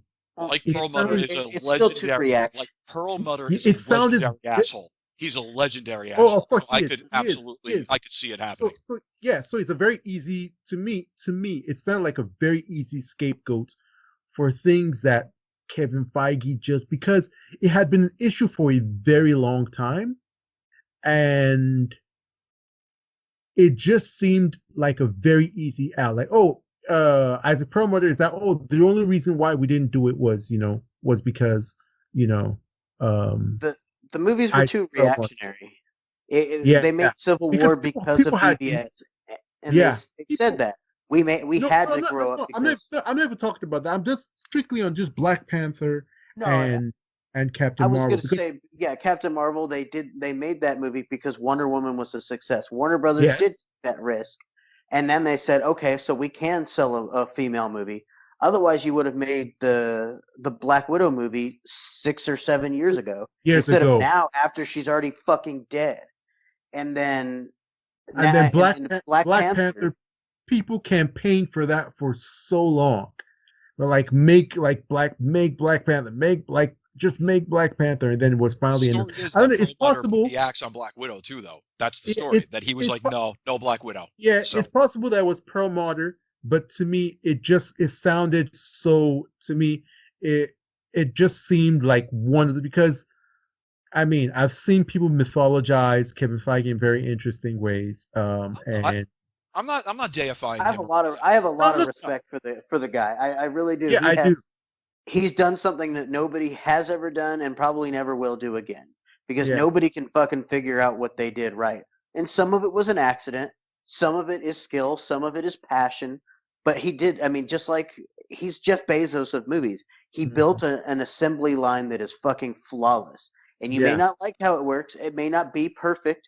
It may not be great for everybody around it, but it fucking works. And that made him the most powerful person in Hollywood because it works. And yeah. Warner Brothers is the fucking UPS store throwing boxes at the front door, trying to fuck a doorknob. They can't figure anything out. They're just absolutely they're worthless. They're what's his name? DeJoy trying to tear apart the USPS, even though their competitors are beating them up. That is what is happening. Warner Brothers is sabotaging their own shit while their competitors are running with it, and it's just they're stupid. Fuck them. And Fuck we Warner really went hard Brothers. on freaking Fuck Warner Melissa Brothers. McCarthy. Well, Fuck Melissa McCarthy, well, and fuck Trump. that puts a bow on it. Yeah. That Yep, puts a we're bow. done. Let's move on to studios that are, doing the right thing, and we'll quickly touch on this Sony Netflix pact. So Mm. Christian, why don't you lead us in this, and we'll briefly discuss this, and then we'll go into our coming soon section, and we'll knock these trailers out. Absolutely. So the news hit the interwebs today that starting next year, all movies released by Sony Pictures. Now, this was after apparently a 2-year auction, just so you guys know. But all movies released by Sony Pictures will stream exclusively on Netflix after their theatrical and home entertainment releases. The deal includes films like Morbius, Uncharted, and Bullet Train. And Netflix will also be able to place some of the legacy library. They don't have a number or whatever on all of the legacy Sony films, but movies like Spider-Man Into the Snyderverse and also Venom, plus the future Venom and Spider-Man films, all going to go onto the Netflix platform. The franchises like Jumanji and Bad Boys, all included in the deal. So we'll probably learn more about the legacy deal as well as the future. The final thing to mention is part of the partnership, Sony's going to offer Netflix a first look at any film that they're planning on foregoing a theatrical release to, that they're going to go right to streaming, or maybe they'll decide to license later to another streaming service. Netflix has committed to make a number of those films over the course of the deal. Pretty interesting. So as of right now, the length of the deal and the financials have not been disclosed. People are saying it's 5 years. They don't 100% know exactly what the final part of the deal is. I'm sure we'll learn more probably through the financial markets, Wall Street Journal, CNBC over the course of the next week or so. But I'll ask Brandon first. This is all we talk about lately is the streaming wars and what this means. They decided to go the route that they're not going to build a streaming service. They're going to license this sucker out instead. So what do you think, Brandon? I'll give you the first shot across the bow. It's smart, and from a consumer standpoint, I'm relieved that there's not another streaming service coming that I've got to level out and see if it's worth having. I mean, it gives Sony a home to take all their movies to. They get money for it. Netflix gets a lot of content out of it. I think it's a good deal, and it keeps the theatrical window intact, so theaters aren't going to argue with it, except for every once in a while. I'm sure there's not going to be major films that are going to go direct to streaming. You're going to get an animated movie here, a drama here, comedy there, but it kind of checks all the boxes to be perfect for consumers, perfect for the studio, perfect for theaters, and I don't really care what the numbers are. I don't care how many billions are changing hands, whatever. From my point of view, I think it's a smart decision. Yeah, and before I go to Lupe, I think I'm in agreement. I think it makes sense for them not to create a streaming service from the ground up, and they can license it out. Although I don't know if it hurts their brand. I think there's consideration there, but it probably. And as a consumer, I'm just thinking of it selfishly. I'm like, Jesus Christ, I got to sign up for another streaming service, and I don't want to do it. Paramount is cheap as hell, and I've been resisting that, which is stupid considering how cheap it is. But it only comes down to I don't want to sign up for another service. Lupe, what do you think of this one as the streaming wars continue to heat up? I think that it's weird. It's just weird on so many levels. This is Netflix big dub for Netflix. This is a massive win for them, honestly. And when one of the biggest regrets that studios have, apart from the fact that they didn't start their own streamers or buy Netflix when it was still the beginning of this technology, is that they gave Netflix a lot of their properties, so they taught audiences how to watch their quality content on streaming services, and that's what Sony is gonna do. Sony is a traditional studio who've been doing it for a long time, have great craftsmen, great technology and infrastructure for making amazing movies. So the movies that they're gonna be streaming on Netflix are going to be lit. They're going to be amazing. So, for example, like the Snyderverse movies from Sony are not going to be on Disney Plus. They're going to be on there, and every other fantastic offering that they have, and it's just going to make Netflix continue being this juggernaut. So what happens if Sony in the future decides, oh, we want to, have our streamer? This pretty much should be them waving the white flag because I think so. they just made Netflix. They're making Netflix even more powerful, and it's just, yeah, Netflix is not giving up that lead anytime soon. It's similar to when Fox was selling out and they were looking at Verizon, they were looking at a couple of companies as well as Disney. There were a few, I think Comcast was another one that was throwing their hat into the ring.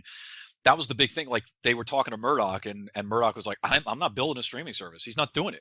He's just had no interest in putting the money in to building his own streaming service. And Sony seems like they're doing the same thing. They're like, you know what, we can probably make a ton of money off licensing, fees and everything. We can crank out movies. We already got our deal with Disney with Spider-Man. Screw it, we'll do this. And then they don't have to put up the capital and have the server and cloud space to make their own streaming service. And maybe consumers, there's probably other people that would rather have it, but I felt selfishly for me, I don't want to sign up for another one. Sony is an older school. They're another studio that I think they sometimes get forgotten about when everybody starts talking about Warner Brothers and Disney, and but they crank out movies, man. They crank them out. And now you're going to be able to get them on a service that most people have. Like I think it reinforces what you just said. It just continues to make Netflix the juggernaut. They're still the big guy. I don't know. It's definitely an interesting deal. Okay. Yeah, I think that this is like really, really, really interesting news. We really need to keep our eye on it as the streaming wars continue. Netflix keeps on winning. Warner Brothers, who knows what those guys are doing over there. So let's move on to our coming soon section. We have a bunch of trailers to go through. It's going to be a very interesting exercise, but let's do it. So the first trailer that we're going to react to comes from Netflix, and it's Woman in the Window. Stars Amy Adams, Julianne Moore, Gary Oldman, Brian Tyree Henry, Wyatt Russell, and it will start streaming on May 14th.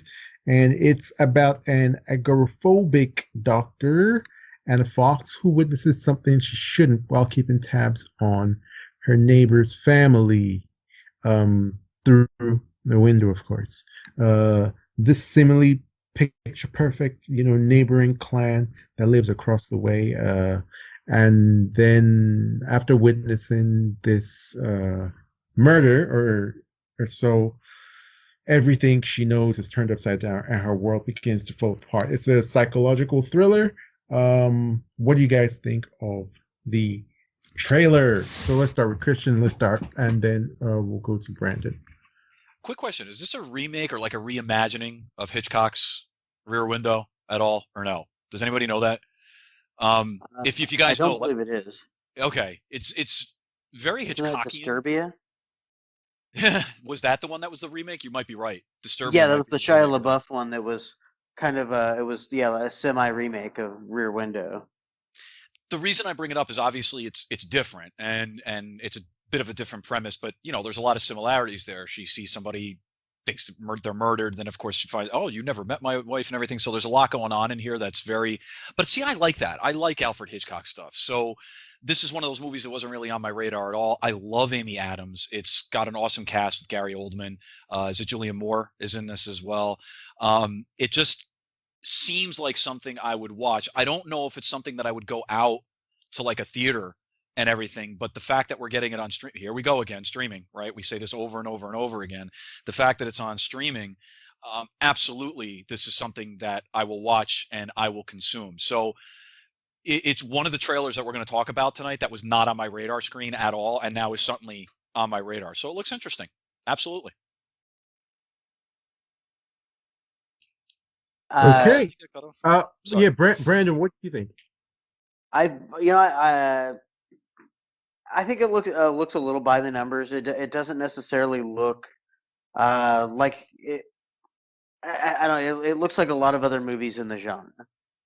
However, it's got a cast to back it up that could elevate it into being something different and something better. Obviously you've got Amy Adams, who desperately needs an Academy Award and deserves one. Dude. And then Julie, yeah, I mean, she does. Simple as that.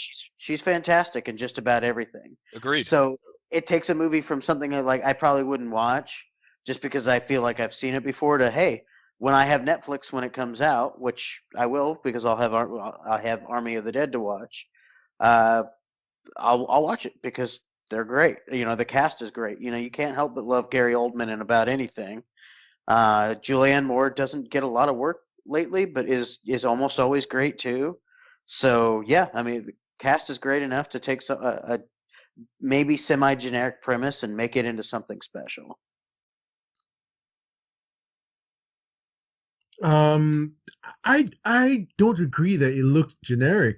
I think it looks fantastic in every way. The cinematography, the set design, the color grading, the color scheme of the production, design. One, it's not a Netflix movie. It was actually a movie made by Fox Searchlight under Scott Rudin.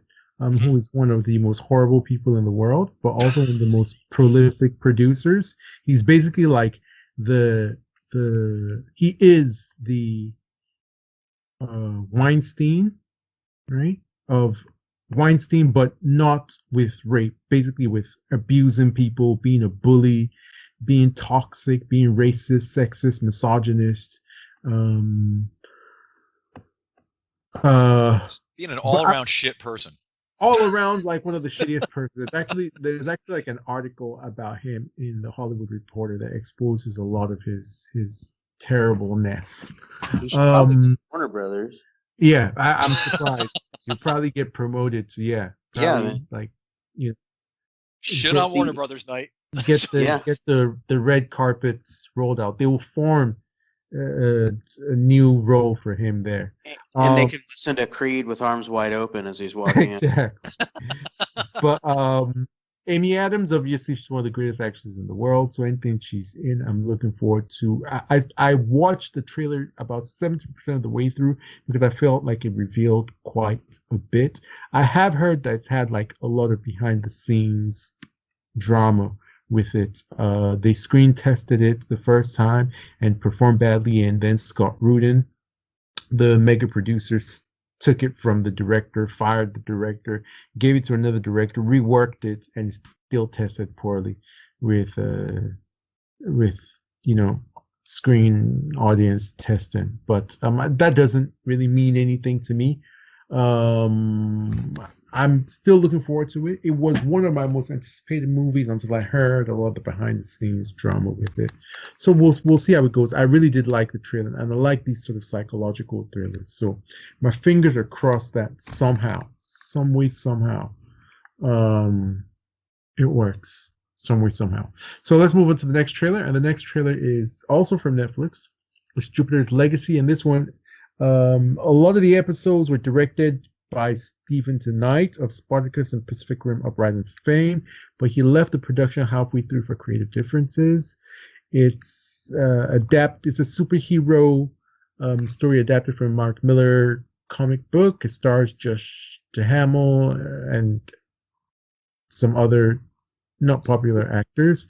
So the premise is basically that superpowered children of superheroes struggle to live up to the legendary feats of their parents, and it has that sort of like R-rated, bloody, there's cursing, that almost like like The Boys, like the Umbrella Academy, all these sort of children of Watchmen.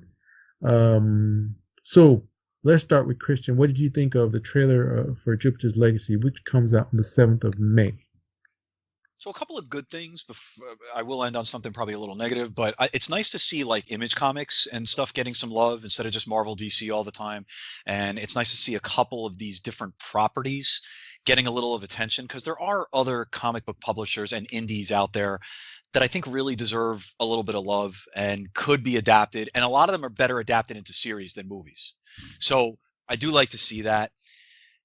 And I like the fact that they're keeping some of it's very self-aware with its outfits and everything. And I think there's a lot of positive there. Some of the special effects looked pretty good, a little digitized, a little extra CGI on there, things like that. I think that's part of the problem. Like Netflix could use a franchise, and I know they have Umbrella Academy and everything. There's a couple of things out there. They could use a franchise that could go for 5 or 6 seasons, and this is probably something that could. It's a little cliched when you watch the trailer. That's probably the only thing I would say that's a downside to it, is like I kind of had the feeling that I've seen it already. But I'm willing to give it a shot because I'm a sucker for this stuff. So you probably, if you can get other people like me, you might have a semi-hit on your hands. So I'm interested in seeing this, and I'm glad it's bingeable, so I don't have to wait like week to week. So I'll probably check this one out, but I don't know if it's going to be number one on my list. But it is an interesting trailer, but it's a bit cliched. That's how I'll end it. All right. Brandon, what do you think? Judging the trailer by itself, I thought it was actually pretty good, pretty intriguing. I didn't like the costumes, and I know that, like Christian said, that they're kind of meant to look that way. It does kind of feel terrible? Like I think that they look terrible, and maybe they are supposed to look that way. I don't know. Yeah, I think it's aware. There's a plot line like the people who make their costumes are blind or have poor taste or they're cheaply made. If it is, they don't look any worse than the costumes in Shazam, and those weren't meant to look that bad. I'll say that they're about at least Shazam one. The only thing I'll say about the Shazam one is that at least that light effect on the chest, it amps it up. It makes it better than these ones. These ones. I mean, I don't know. I've got action figures that do the same thing. it's but I mean, all around that, I like Josh Duhamel. He's very likable. The kids not being able to live up to their parents, it's kind of Sky High-ish, or Kingdom Come-ish, that kind of sounded pornographic, but whatever. Download that shit. Sorry. Yeah, right. Let's get that one. That's one that Paul would love. But no, it looks entertaining. I'm curious on why Stephen S. DeKnight left, although he seems very in support of it and the people that continued to work on it. Sometimes you just walk away, and even though you still like what was made, sometimes it just wasn't the right fit for you, and it's just best to walk away as opposed to work unhappy. I don't like Mark Millar personally. I mean, obviously I don't know him, but he trolls fans. He argues with them. He doesn't want to listen to any criticisms whatsoever. He'll just block you even for leaving a respectful comment. He's just kind of a dick. But I love Kick-Ass, so I've got to kind of give it a little bit of a shot. Because if it's anything as good as Kick-Ass, then we're in. I mean, Nicolas Cage's costume looked pretty fucking stupid too, but that was kind of the part of it. It was a homemade costume. He wasn't a superhero. So yeah, I may watch it. Okay. For me, I think it looks terrible. Nothing about it looks good. Not a single thing. It looks like the same level as what's the one with Melissa McCarthy? It's basically the same world. Hey, and Olivia. Yeah, no, I shouldn't have opened my mouth. I shouldn't have started Brandon against Melissa McCarthy. But no, it looks terrible. As I said, it's in the same vein as like The Boys and the Umbrella Academy, and it's just nothing about it. Nothing about it. It looks inspired or interesting, to be honest. This is like when like the superhero thing is just getting too much. You're just getting these useless. Bring back Constantine. Generic, Constantine, uninteresting characters that are obvious, like knockoff store brand Justice League with nothing to say. It's nothing about this was good. The costumes, it looked like a cheap Netflix thing. The VFX looked cheap. Nothing about it was good, to be honest. Sorry. All right. Next up, we have Without Exiled. Remorse. Hey, it's not even a hot take. It's not a hot take. No, it's not. It's not really. Yeah, honestly, it's but not. Seriously, fuck Melissa McCarthy. Oh my god. The wrestling episode, bro. Up next, we have Without Remorse, and this is from Michael B. Jordan. And the synopsis: seeking justice for the murder of his pregnant wife, an elite Navy SEAL uncovers a covert plot that threatens to engulf the U.S. and Russia in all-out wars.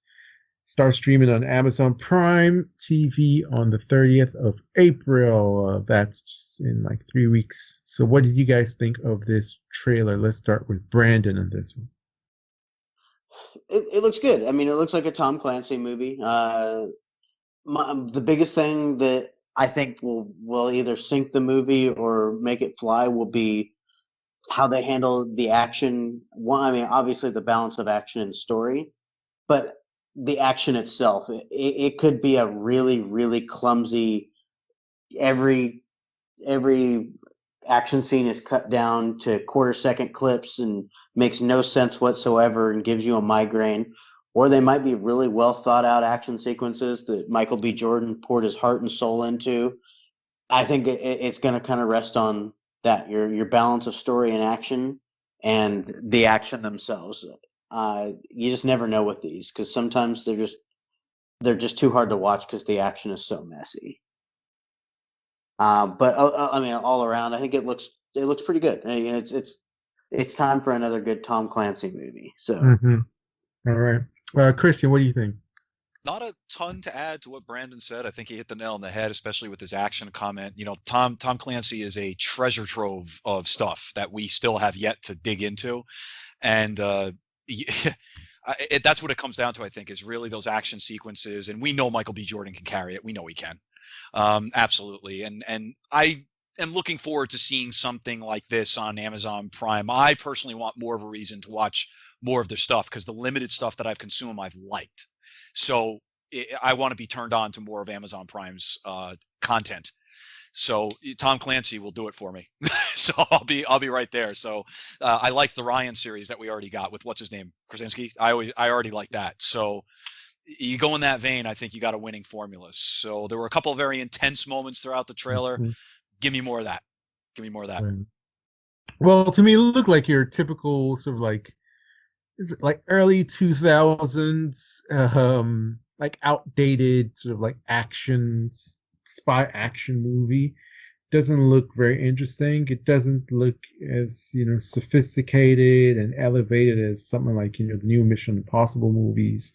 It doesn't look as classic as, your James Bonds or even Kingsman with their irreverent tone. It's kind of stuck in between.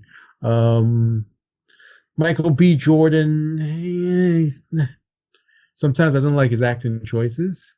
He looks sometimes like he tries too hard to be a badass. His face acting sometimes I'm like, cringe. There's a meme that Brandon loves when he's trying to say something is cringe. And that's how I feel sometimes when I see Michael B. Jordan's like, I'm a badass doing badass action stuff. Cringy.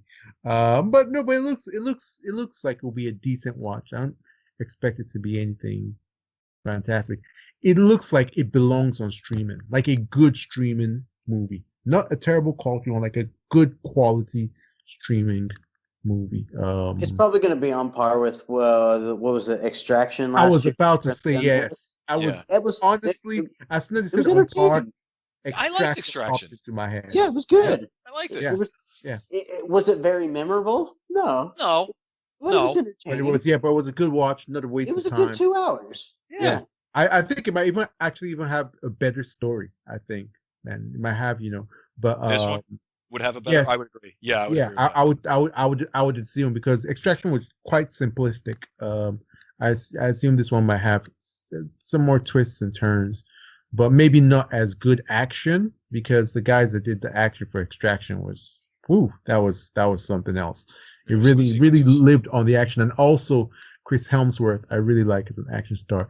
Michael B. Jordan is a good action star, but the cringe faces, That's funny. the cringe faces. All right.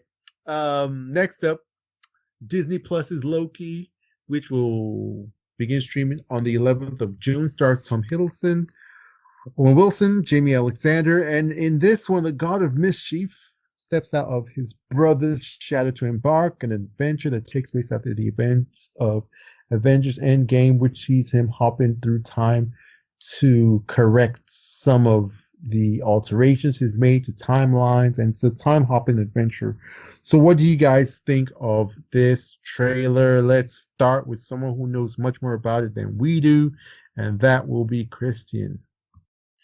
I remember I said to you guys that out of the first 3 Marvel series that were announced, this was the one that I was the most meh on.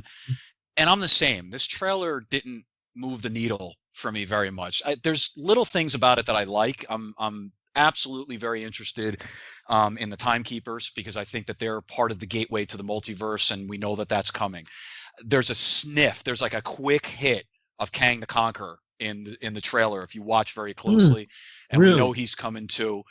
Very quick. You have to catch it really fast. It's when they're in the Timekeepers lobby and you're taking a look at the statues. It's very quick. So there's a lot about here that I feel like there's a setup. But here's the thing.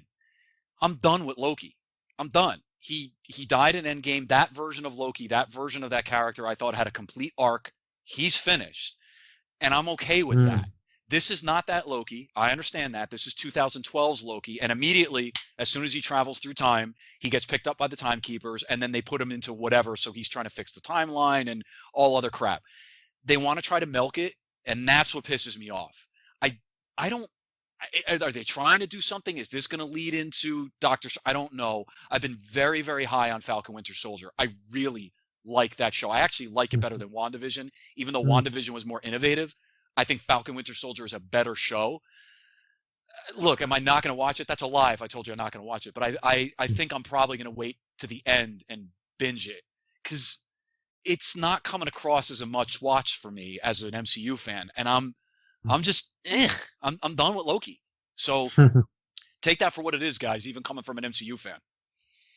Well, personally, it looks interesting. I like time travel stuff, to be honest. Like, that's one of those sci-fi concepts that's always super interesting to me if it's well done. So they yeah, but we've seen how the MCU does time travel. I was about to say that's the if it's in the hands of people who are very, very intelligent and very innovative and very creative, and they're going to push the boundaries and are like really smart. Time travel is about the most interesting sci-fi concept that you can deal with. It's endlessly fascinating. It's honestly, it's more fascinating than teleportation or any superpowers, or it's just time travel is just the best. So I mean, we'll see. But I mean, I gotta say, I like the fact that like they're basically acknowledging it. If you watch the trailer, they're saying that what happened in Endgame screwed everything up because we have divergent timelines now. But they're just going to wrap it up by the end, and that's probably going to be it. And they're doing it with a character that, do we need him back? I don't know. I don't know. Personally, I don't have any problems with them making low, because it's a response to the character's popularity, right? Which is okay. Yeah, I get it. Yeah. I don't have any problems with the character and what the character does. I would have liked the character to be a lot more darker and sinister and more of the dark trickster earlier on. But since they've gone down this path of the lovable, funny, jokey, another derivative of Tony Stark, it's perfectly fine. the thing that's hooking me into it is the time travel conceit, but my reticence, my hesitance has to do with the fact that Marvel always disappoints me. Not always. That's not true to say, but a lot of times. This has happened so many times. For example, I'll never forget Age of Ultron.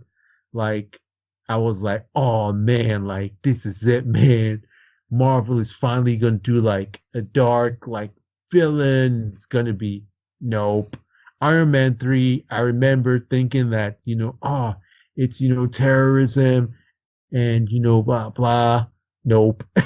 Like the list goes on and on. With WandaVision, I got disappointed in the end. So I know that, obviously it's the most successful, franchise in history. So it doesn't really matter what I say. So, it's punching up. But that's the only thing. Like, how many times can you be disappointed and keep on coming back for more? But I'm coming back for more. I'm a fan of superhero stuff, so I'm going to watch it. And the quality looks good, and it looks good. And I'm actually like, if I'm to rank the 3 superhero shows that they've done so far in terms of interest, I think that this would actually like be my number 1. Maybe this would be tied with my number 1 tied with WandaVision. And then Falcon the Winter Soldier is the lowest on the rung. But as you know, I'm a person who likes stuff that's like different, yeah. Okay, so from one superhero property to another, this time we're going from a house that has its shit in order to a house that throws shit up on the wall and sees what sticks. Poor WB, man. We have just given them 2 middle fingers tonight and just continue to just beat the shit out of them. So we have a Suicide Squad from James Gunn. It's a reboot of the 2018 movie. Not 2018. I'm sorry. I apologize. 2016 movie. Yes. And it stars Margot Robbie, Idris Elba, John Cena, Joel Kinnaman, Sylvester Stallone, Viola Davis, Jack Courtney, amongst a host of others. And it's you know the premise, you know what it is. A group of like bad guys, but not like the best bad guys, have been captured by Viola Davis's splinter government agency, and they insert a explosive device and control them to go out and do suicide missions. So, what do you guys think of the trailer for James Gunn's Suicide? Let's start with Brandon. I think that there's a lot in there's 2 different trailers. There was one that was released in theaters that was a green trailer, and the other one was the red band. I think there's a lot to actually kind of like in there, but then there's a lot of the stuff I really started to dislike out of James Gunn with Guardians of the Galaxy Volume 2. Mostly the dick humor and things that were funny when I was 13 but just aren't now. I just get a feeling it's going to be packed full of poop and dick jokes. Some of the costumes looked fine. Some of them just look so insanely stupid. I don't get what any allure is of Polka Dot Man, and how does that fit into the world that was. I got to stop looking at this as Zach's ultra realistic world, and David Ayer's ultra realistic world, because this is different. But it just seems like Guardians of the Galaxy with DC characters, and I don't think there's enough there where I want to go see it in theaters. But if I have HBO Max at the time, I'll watch it, and that's just kind of where I'm at on it. All right, Christian, what about you? Like, I echo a lot of his sentiments, and I can't help it. I found myself laughing at this trailer a couple of times. I had to rewatch it. It was like, did I really like it? I don't know if I really liked it. I did find myself entertained by the trailer, so it's trying to sell the movie, which it's doing its job. But I'm watching Shark tear people apart was kind of fun. I was like, okay, that's cool. But a lot of what Brandon said does resonate. I'm getting the feeling that we're getting this like R-rated recreation of Guardians 2. There's a couple of quick hits in there, and there's some, it's just very. Why did we have to go in this very ultra different? It's such a left turn. It just goes back to what we were talking about with New Gods and what we said before. I think on its own, I actually do find the trailer, as I said, very entertaining. I found it funny. The costumes are really out there. Like, they're really out there. They've made some decisions that I don't know why they made those decisions. Like with Cena, like, why is that decision being made? But it's so divergent from what has come before. It's like it's almost forcing it, saying like, we are really going down a different path now. And in a vacuum, it would be fine. But these things don't exist in a vacuum, do they? They exist in a universe. So yeah, I think that's why. Wait, time out. What we're about to say. What universe do they exist in? Really right. don't know. We don't know. Like, we don't really know yet. Yeah, you're right. Yeah. You're right. It looks terrible to me. Not terrible, but it looks. The quality does not look there. Honestly, Guardians of the Galaxy looks better than this. More cinematic. There's something about it that just looks substandard is the word I'd use. Substandard. I think that James Gunn fired all his good bullets with Guardians of the Galaxy. Then he wanted to make this look different, and all he had left were the little squibs. Little squibs and rubber bullets. It doesn't look good to me. It reminds me of The Losers. And The Losers is fantastic. Yeah. But Losers was a low budget production. This looks like The Losers, but with superpowers. Ironically, Idris Elba was in The Losers.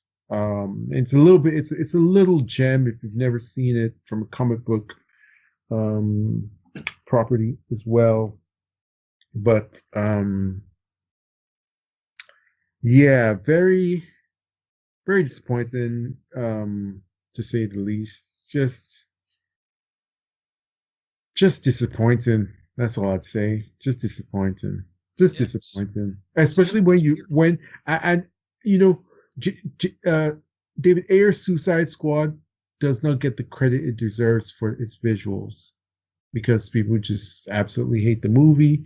Everybody's free to their own interpretation of reality, but it's one of the most beautiful looking comic book movies ever. And people just, for some reason, close their eyes towards that fact. It has this dark but neon, grungy visual aesthetic that no other comic book movie has ever done. Like those shots in the nighttime on the streets, with just, it's a beautiful looking movie. And this is definitely looking like a low budget production. And it's a shame. It's a shame. And as Brandon said, the humor is very Guardians of the Galaxy, but R-rated. Which is, James Gunn's an auteur, so it's his sensibilities. He doesn't know how to write differently apart from write James Gunn stuff, So it will probably do well. James Gunn has a massive following, so it will probably do well, but doesn't. For me, I'm just very disappointed with everything about it, from inception to execution. Okay, so next up we have Those Who Wish Me Dead. This is also from Warner Brothers / HBO Max. It's directed by Taylor Sheridan. Taylor Sheridan, you know him from Wind River, Hell or High Water. He wrote Sicario, and he's the director, showrunner, creator, producer, everything of the Yellowstone series on Paramount Plus. So this one stars Angelina Jolie, John Bernthal, Nicholas Hoult, and it's about a Montana wilderness fire woman, and she finds this preteen by himself, and she's being pursued by two assassins, and so she must protect him. And at the same time, they're battling this, storm of a forest fire that threatens to consume them all while they're trying to escape these assassins. It comes to HBO Max and theaters on the 21st of May. So, Christian, let's start with you. What did you think about Those Who Wish Me Dead? And after that, we can go right into Brandon's thoughts on it. Totally blew me. I came out of left field with this trailer. So I saw it for the first time today, and damn, like the fire action. I love Angelina Jolie. I love what she brings to the table always, whether she's in a small movie, a small production, or even as an action star. I've always liked her. And I like what she does behind the scenes. I like what she does, in the world. I'm a huge fan of hers. This has a great cast as well. I'm not a huge fan of Tyler Perry. I have to throw that out there. But at the same time, this just looks good. There's a little mystery to it. You don't 100% know what's going on. Why is this kid being hunted? The action sequences look like they're well put together. I didn't look at all like the special effects closely or anything, but from what I saw, they looked believable, grounded, scary, kind of frightening. Count me in on this one, man. I wasn't expecting it, and I'm all in. This one looked really good, so I'm absolutely watching this movie. Yeah, go to Brandon. I mean, basically the same thing. Tyler Sheridan has just kind of become one of my favorite writer-directors in the business right now. Sicario is just endlessly gripping. Wind River, nobody even talks about it. That movie is absolutely fantastic. And more people need to watch it, but I saw this trailer. I had no idea it was coming. I didn't know what it was, and it looks absolutely fantastic. Tyler, the whole Tyler Perry, 99% of the time I dislike him, but if he's under the right filmmaker, I mean, I like him as a person. I think he's fantastic for what he does for the community and especially black filmmakers. I think he's great. But the Medea movies are they're the Kardashians of Hollywood. They're awful. However, they've given him the ability to set up his own studio for black filmmakers, and he deserves credit for that. But I was very skeptical when David Fincher cast him for Gone Girl, and then I saw Gone Girl, and I was like, "Oh, this dude can fucking act." He's a good actor. Given the right material and the right filmmaker, this dude can fucking stand out. Yeah. And I'm all for it, and I hope this is him being awesome again, and I'll 100% be there. But like you said, Angelina Jolie, she really adds. She doesn't do a lot of movies anymore, but she's kind of she adds a gravitas to this movie that I think wouldn't be there maybe without somebody of her caliber. And I'm all in. I'm 100%. I plan to watch this. Yep. Yeah. It looks fantastic from top to bottom. From top to bottom, it looks fantastic. Such a great premise, and Sheridan is really, really, really good with these sort of like Midwestern, like Americana stories, and I'm really happy to see Angelina Jolie back to doing, sort of these more action roles. This is not like a quote unquote blockbuster, but it's not a small movie either. It's maybe like medium, I'm really excited to see this one, honestly. It's nothing more to be said, honestly. Yeah. So next up, we go to another movie that will be on HBO Max and theaters, and this one's Space Jam: New Legacy. Stars LeBron, Zendaya as Lola Bunny, Don Cheadle. It starts streaming on HBO Max on the 16th of July and in theaters as well.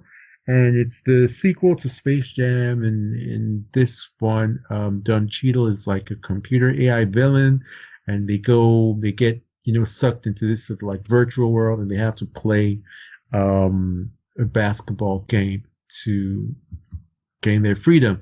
So what do you guys think of Space Jam: A New Legacy trailer?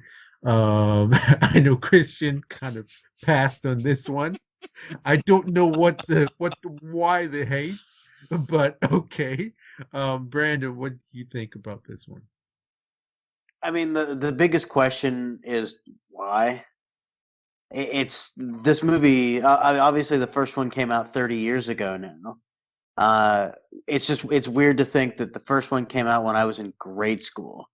Um, and they've talked about a sequel forever, and nothing has ever happened. And now, here we are.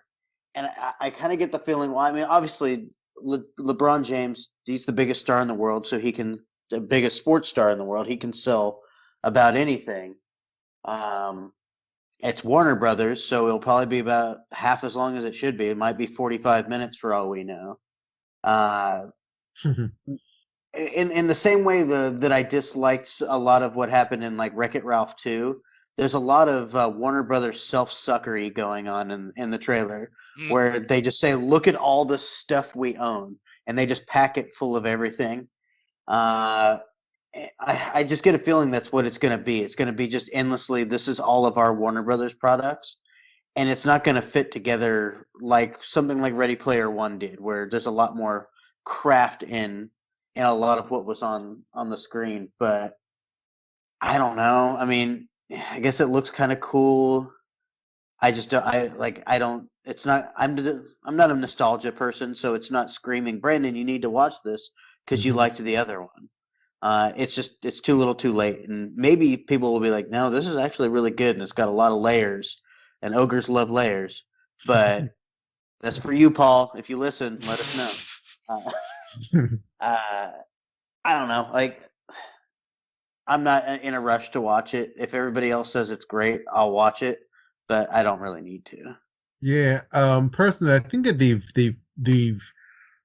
this should be a bigger hit than they're marketed it as. They're not marketing this well at all. The first thing is, like, I remember as a kid, like watching Space Jam.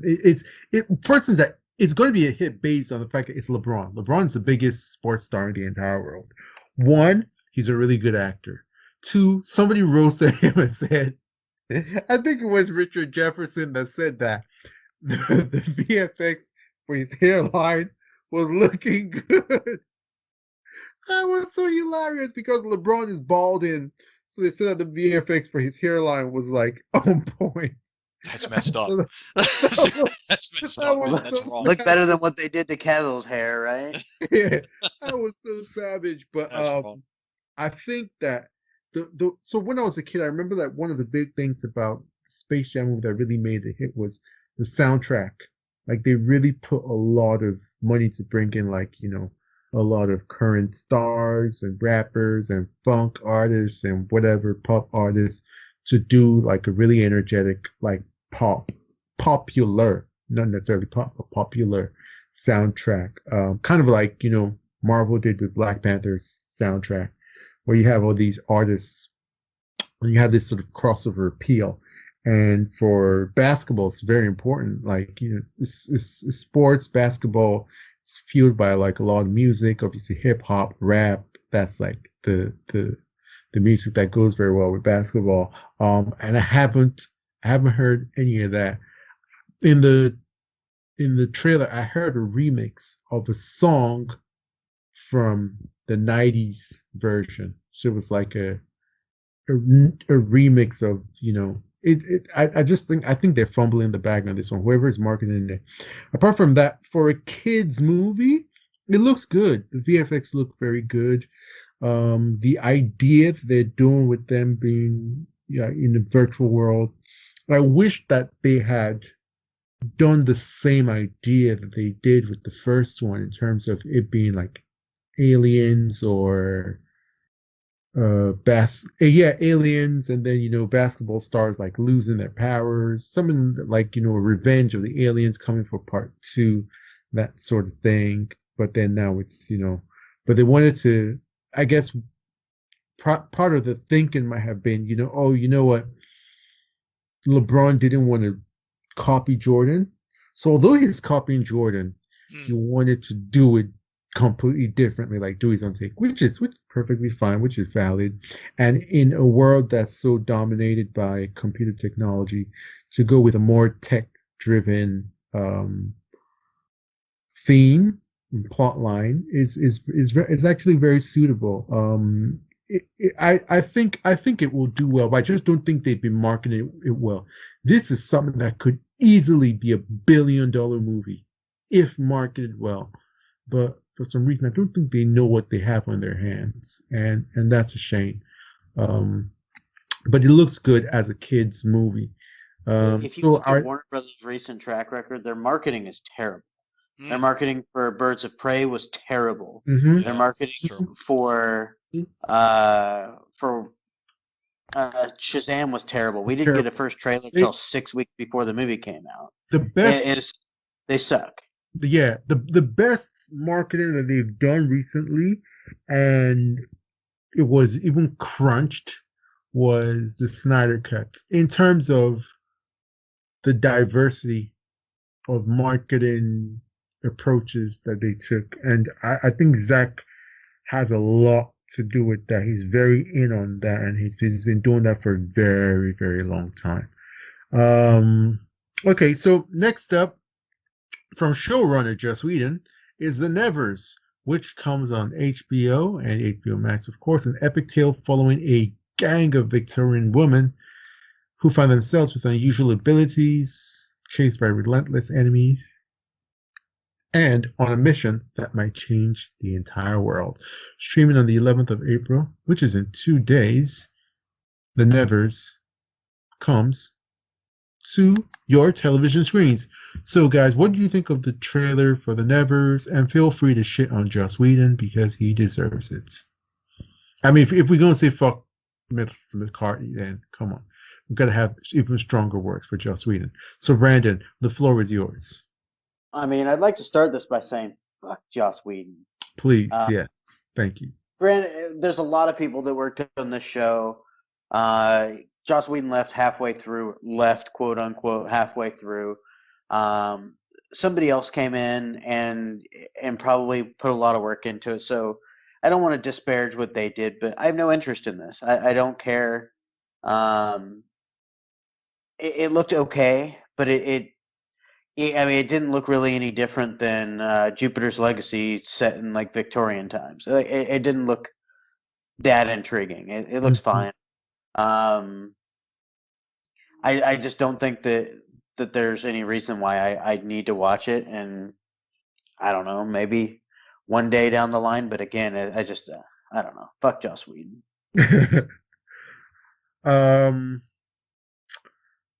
Yeah. Christian, do you have something to say about The Nevers? Like, I'm a little different only because like I like that steampunk kind of like combination of, Victorian, mixing that with superpowers, stuff like that, sci-fi. I actually do kind of like that genre. I'm into that. But and I actually, if you watch it again, this stuff does not exist in a vacuum. If you watch it by itself and you look at the trailer, you're like, wow, actually, I do kind of like what I'm seeing in the trailer. The problem is, like, going back to watch the old X-Men movies, and Bryan Singer made them. Fuck. Like, damn. What he was doing with little boys ain't right. I'm sorry, not right. It's difficult to separate, that stuff, and that's the problem. I don't want to support it, and I don't want to watch it. But like Brandon said, there's other people that obviously were involved in this, just like Whedon was not the driving force behind the 2 Avengers movies. But it's just, I don't know. It's tough, man, because in a vacuum, like I said, it looks okay. It's just, I don't want to support it because of that. That's why. It's easier to go back and watch something that you've watched and liked before. True. From somebody who you find out is terrible than it is to support their work going forward. I never want to support a Bryan Singer thing. Yeah. I don't need to watch his movies anymore, but I still love his X-Men movies. I love Kevin Spacey movies from back in the day. I'm not going to dislike those, but I don't need to watch him if he has a comeback. It's just I can separate from there. I still really like Serenity. I'll still watch that, but No, I have no more interest in supporting Joss Whedon going forward. I already own enough of these properties from these people that have turned out to be terrible where I don't have to give them my money anymore.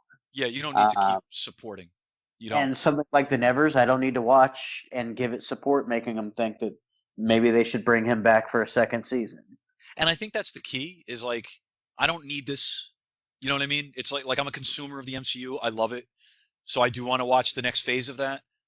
If I missed this, it's what am I missing out by not watching it? It doesn't look bad, but in a vacuum. The problem is this shit does not exist in a vacuum. It doesn't.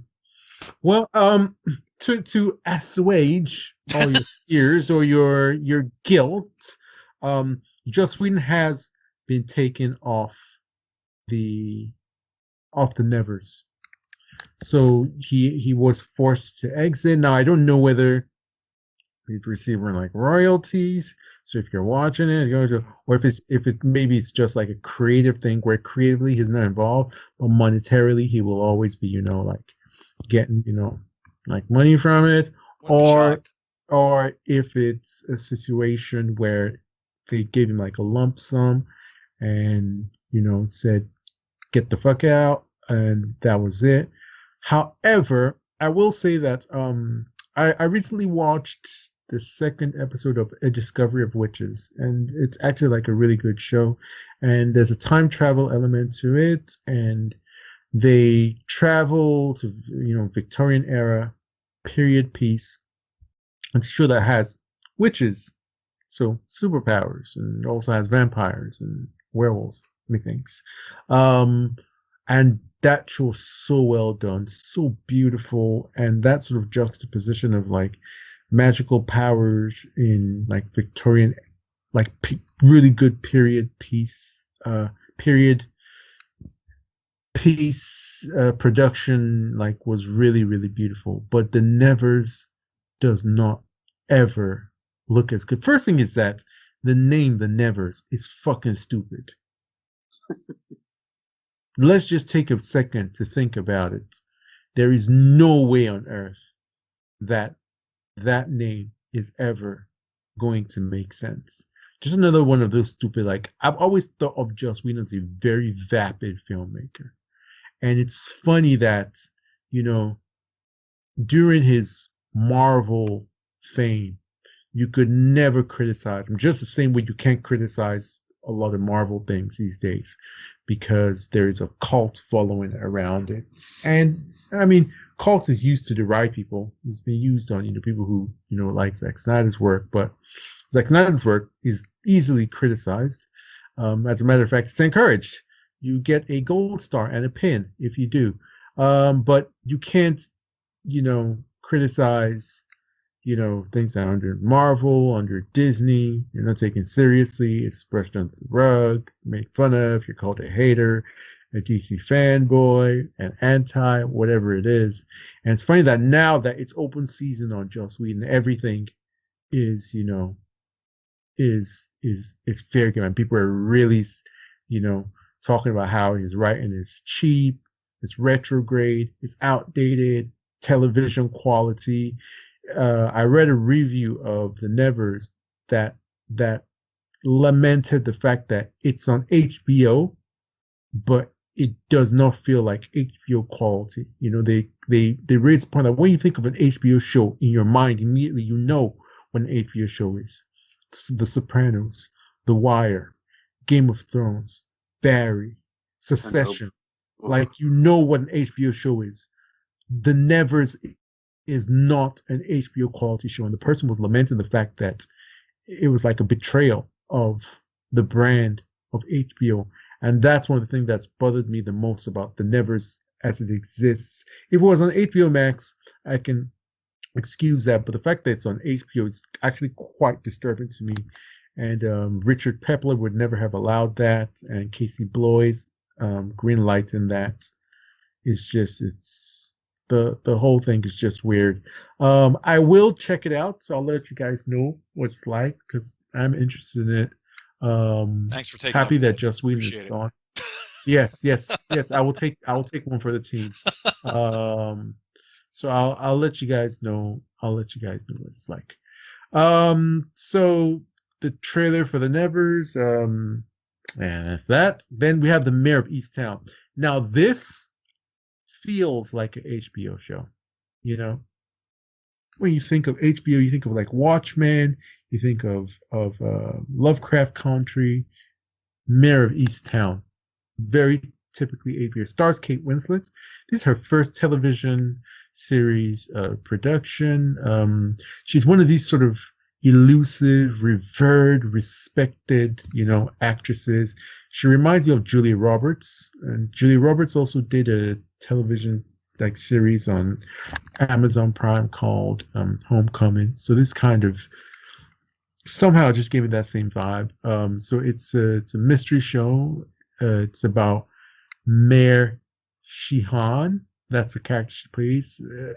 A police investigator in a small Pennsylvania town who investigates a brutal murder as she tries to keep her life from spinning apart. It starts streaming on the 18th of April on HBO, of course, and HBO Max. So what do you guys think of the trailer for the Mare of Easttown? Like you said, I think it looks more like an HBO show than the Nevers did. It looked more in line with like The Outsider that we watched 2 years ago. Yeah, very. It really feels like there is probably a bigger plot going on. I'm gonna make a wild theory that Guy Pearce is the bad guy. That's how it always ends up. Poor guy. He just has that face. It's who else was it? There was, I can't remember what other actor it was that he's always the surprise villain. Like they keep on putting him in there, and he is it Ben Mendelsohn? No, it was somebody else. I can't remember, but every time you see him, you're like, oh, he's the villain. Like stop pretending like he's not the villain. Mads Mikkelsen might have been him. It might because it's usually pretty obvious. God, who was it? I can't remember who it was now, but yeah, it's one of those things where you see him, you're like, oh yeah, that guy's the fucking villain. Like, I don't know why, I don't know what he did, but it's Guy Pearce. I'm gonna go ahead and guess he's gonna be the bad guy in the Michael B. Jordan one because he was in that too. So I'm gonna go 2 for 2 that he's the villain in both of those shows. Or one movie, one show. But, I mean, Kate Winslet is a fantastic actress. Oh, fantastic. The show looks well made. It looks like it's going to be a good mystery. It's going to have a good pacing, good plot. Mm-hmm. So that's one I'll probably make a point to watch. Mm-hmm. Christian, what do you think of the Mare of Easttown?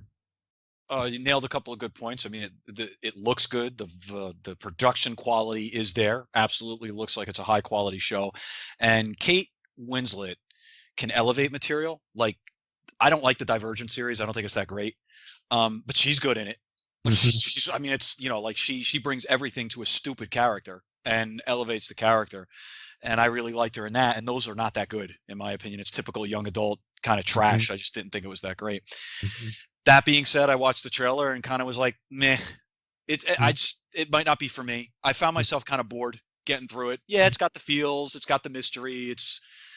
If that's for you, awesome. I don't think it has my disinterest. I don't think has anything to do with the quality of the show, as it has to do with, it just wasn't for me. So if you guys watch it and tell me it's fantastic, I will take your word for it and then probably go back and watch it. Did you watch Chernobyl? Because I told you that was fantastic. So did you watch Chernobyl? I did, and oh my god. Okay, good. Because I told you that was fantastic. If you hadn't watched that, I was going to. Yeah, Chernobyl was out of. I know you're right. Masterpiece. You're mad at me. I know. No, that was very, very good. I really like that. So if you guys tell me this is a masterpiece, I'll go back and watch it. Right now, nah. All right. Yeah, for me, pretty much echo Brandon's sentiments. I think what I saw from it, I think it's going to be more dramatic and a character study than a mystery. It's going to be more about her and her relationships, like with her family, with her, maybe she has, I think it hints that she has an ex-husband. She has a broken marriage. And so, those sort of spiraling, spinning out elements of her psyche and her mental states and her social life and, her happiness and, in this desolate, sort of boondocks kind of town. So I'm really looking forward to it. HBO is, I mean, when it comes to like content, like HBO does not miss. Apart from apparently the Nevers, which is just like the You whole thing with really wanted to make Joss Whedon happen. I know the characters from this whole Justice League saga, Joss Whedon, Jeff Johns, like what kind of blackmail material do they have on Warner Brothers execs for them to be dying on these miserable hills? Okay, let's move on to our next trailer. We have just two more. So the next one is Spiral. And Spiral is from the House of Saw. It stars Chris Rock and Samuel L. Jackson, amongst a host of others. And the premise is quite interesting. Chris Rock is playing a character who's working in the shadow of an esteemed veteran, played by Samuel L. Jackson. He's brash and he's a detective called Zeke. And his rookie partner take charge of a grisly investigation into murders of eerily reminiscent of the city's gruesome past. They get unwittingly trapped in a deepening mystery, and Zeke finds himself at the center of the killer's morbid game. Would you like to play a game? And so this sort of revival, reboot, spin-off of the Saw franchise comes to theaters on the 21st of May. So what did you guys think of the trailer for Spiral? And we've had several, and it's been delayed several times. So what do you guys think? Let's start with Christian. So, like, as a standalone, oh man, I don't know. You know what? I'm probably gonna have to go on a second movie tonight and say, give me a pass. I'm done with the Saw series. I'm done, and I tried. And I like seeing Chris Rock in this. I really do. I like who they have as the actors and the performers. The trailer sets up the right mood. It looks like it's going to be a bit gruesome without being too gruesome. There's some really nice horror / mysterious moments in this. Zero interest. I don't know what else to say. I watched the trailer and was like, all right, cool. Somebody else can watch it. I got nothing. I'm done with the entire Saw series, and now we're going back to it. And they're trying to be, it's a new spin. It's nope, not for me. So I apologize. Cancel me if you want, but I am most likely not going to see this at all. I don't think I'm going to watch it. All right, Brandon, you? So I mean, I love the first Saw movie. It's got a little bit of cheesy acting, but it's still one of the best twists in horror history. It's fantastic. Yeah, I do like the first one. And again, all credit. This is why I love James Wan as a horror director. And now, what's his name? The guy that was in the bathtub that directed Invisible Man, Lee Wanell. Yeah. It took a while for him to get the appreciation he deserved. But he's now kind of taking James Wan's place in the horror segment. And this one is directed by Darren Lynn Bousman, who I think he did 2. He might have done 3. And I'm intrigued because he's coming back, because I know he actually really did care about the actual lore and the story of it before it just became these wild Hideo Kojima twists and turns that made no sense, and it became torture porn instead of actually, a good reason for Saw to be the way he was. I still love the idea that the Jigsaw is Kevin McAllister from Home Alone, and he just grew up to be a fucking psychopath that is trapping bad guys. And I think they should explore that and make it happen. You sound a little bit. I think it'd be fucking great to see him come back, and make it happen. Make it happen. We've seen weirder things. Yeah. But Chris Rock it's hard to take him serious. I know he's really trying to lean more into dramatic roles. Mm-hmm. This trailer didn't do anything for me on getting that to happen, though. He was just kind of screaming the whole trailer, and it was kind of annoying. There were some faces that he made that was like, that's your comedy face. Like, yeah, and it's just hard because it's fucking Chris Rock, man. There's no sex in the champagne room. It's this dude he's always been hilarious. There's champagne in the champagne room, but you don't want champagne. You want sex. Sex in the champagne room. So trying to get used to him and the idea of a Saw movie might be tricky. Am I willing to give it a shot? Yeah, probably. Did either of you watch his Fargo series? It's on my list because I love the Fargo series, and I bought this season. Don't go into it thinking that it's your typical Fargo. It's a good sort of like crime drama, but he was decent in it. He was okay. I respect that he wants to be more dramatic, and it's always hard. It's very hard for some of these actors. Jim Carrey still has barely gotten out of that, and he had to go back and make another stupid Dumb and Dumber movie to prove maybe he should just stay in dramatic roles. But Steve Carell did the same. Steve Carell's maybe one of the only ones that really successfully has broken out of high comedy and gone into being an Oscar-winning actor.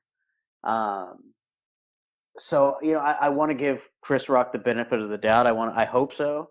It is still a Saw movie, so I don't know. It's weird to see Samuel L. Jackson in a Saw movie, to be honest. Yeah, I know. But I think I want to say I want to wait for reviews, but I don't give a fuck about what reviews say. So maybe I'll see if I can catch it on a matinee for $5 or $6, whatever. Mm-hmm. Since it's not going to be on a streamer or anything like that. I'm still intrigued by it, and it's been a long enough time since we've had Saw, and if they're trying to move away from torture porn back into a true horror segment, I'm interested in that. So bring it on. All right. Yeah, for me, it looks okay. It doesn't look like it's a must see. Like I gotta check. It looks like I'll wait for it to come to streaming. Honestly, except if I have like a day off and I go to the theater and I'm like, okay, I'm going to watch 2 movies. I might, if there's like something that I really want to see, and then Spiral, I might check, both out if I have the time for it. I tend to do that sometimes, or I'll just wait for it to go streaming. But I do want to watch it. Like once it gets to SVOD or streaming, I will definitely 100% watch it. I like Chris Rock, I like Samuel L. Jackson. I think this is a very different take. I think this one will be more story driven than the crazy like torture porn. I think this will take more of a like Seven type of approach, more of like a detective mystery. So yeah, really looking forward to it on that basis. Not saying anything more than it is. So our last trailer to react to for the day is Wrath of Man. This one's directed by Guy Ritchie, and it stars Jason Statham, and in this one, a mysterious and wild-eyed new security guard for a cash truck surprises his coworkers when he unleashes precision CQC skills during a heist. The crew is left wondering who he is, where he comes from, and soon the marksman's ultimate motive becomes clear as he takes dramatic and irrevocable steps to settle a score. It comes to theaters on the 25th of June. Wrath of Man. Let's start with Christian. What do you think? I think I enjoyed this trailer more because of like what surrounds it than the actual trailer itself. Like, you guys turned me on because of you. I've watched a few Guy Ritchie movies. What? Oh, well, yes, you guys have turned me on to Guy Ritchie movies. Calm yourself down. Calm down. I mean, you do turn me on. This is like, I meant what I said. You do turn me on. I mean, I'm not going to lie. It's, you are that kind of guy. You have that sexual magnetism that just comes through the microphone. I don't know what to say. But, But because of you, I watched Man from U.N.C.L.E. I finally watched King Arthur. I really like The Gentleman. So good. It's so good. No, it's So like the trailer showcased like a lot of that like frenetic action, that kind of cool like whodunit kind of style that you would expect. And Jason Statham, I mean, come on, dude, he's like the action star of our generation right now, right? There's a couple that are out there, but you want an action star and you just throw him in there. So I'd like to see him in material that's a little elevated instead of just shooting shit, and that's it. So the Fast and the Furious movies. Yeah, come on. So from that respect, I mean, I think that's why I liked the trailer more from what surrounded it. It's not like the trailer blew me away, but watching the trailer, I was like, I want to see it because of what I know now. So this is definitely a movie that's on my radar and I want to watch it. But to me, the trailer didn't kind of blow me away. Highly entertaining. Don't get me wrong. Definitely an entertaining trailer. And I think they didn't go too deep into what's going on, which is important. Don't tell the whole story. Don't give me the whole movie. That's really important with the trailer. But definitely this is a movie that is absolutely on my radar. And it's probably because I'm a newer Guy Ritchie fan as opposed to an older one. And now I want to consume more stuff. all right. Brandon, what do you think? I'm actually kind of in the same boat as Christian here. I thought the trailer was kind of generic. Mm-hmm. It looks like a movie that I've seen a million times. However, it's Guy Ritchie and Jason Statham, so I'm in. There's going to be more to it than what we see in the trailer. The trailer is probably designed just for simple audiences. It doesn't necessarily showcase Guy Ritchie's style, Mm-hmm. but I think the movie will have more of it. I think it will have more witty dialogue. Mm-hmm. So you know, like he said, it's just what's going on around the movie more than around the trailer. Just who's involved with it gives me more hope than what the trailer did. Mm. So as long as it's not Aladdin, then it's at least a good guy. So I'm in. Like I definitely plan on watching it because I want to support Guy Ritchie and just about anything he does except for work for Disney. Yeah. Or Warner Brothers from now on. Or Fuck yeah, Warner. or yeah, yeah. You got to can't forget the Because we could have had a second King mouse Arthur. house, and then there's the shit house. So Yeah. yeah. So yeah, I agree with you guys in that I was a bit let down by the trailer. I just wasn't getting enough Guy Ritchie-ness. It wasn't feeling very Ritchie. Um, and so yes, I would use that word, quite generic. Um, and I was trying to think, like, what could it be? What about this feels different? Why does it feel more straightforward, straight laced?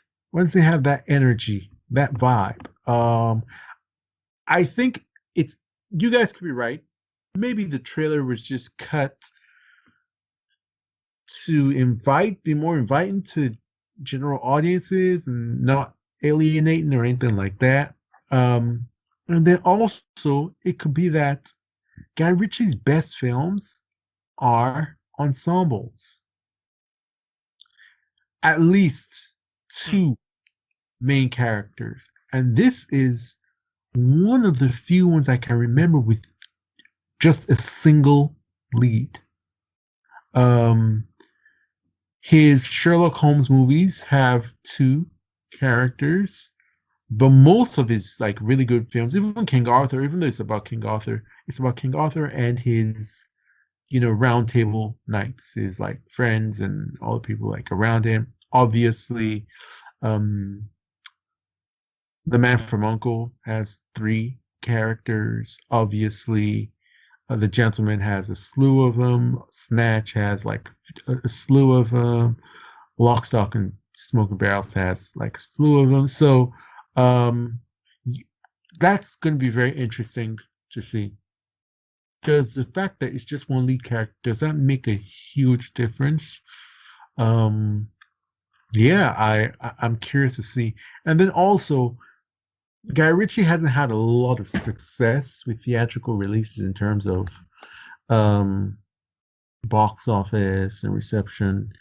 And I hope that he isn't going to tone down his style or, sell out, to be quite frank, just to get that mainstream love. So this is one that I'm a little bit nervous about. I can't lie, but it's Guy Ritchie, so I'm definitely going to watch it. Um, Definitely going to go to theaters to see it. Yes. Nice. That's All good. right. Hey, man, support your filmmaker. Damn For right. sure. Have to. Damn All right. right. So, in our usual fashion, 2 questions.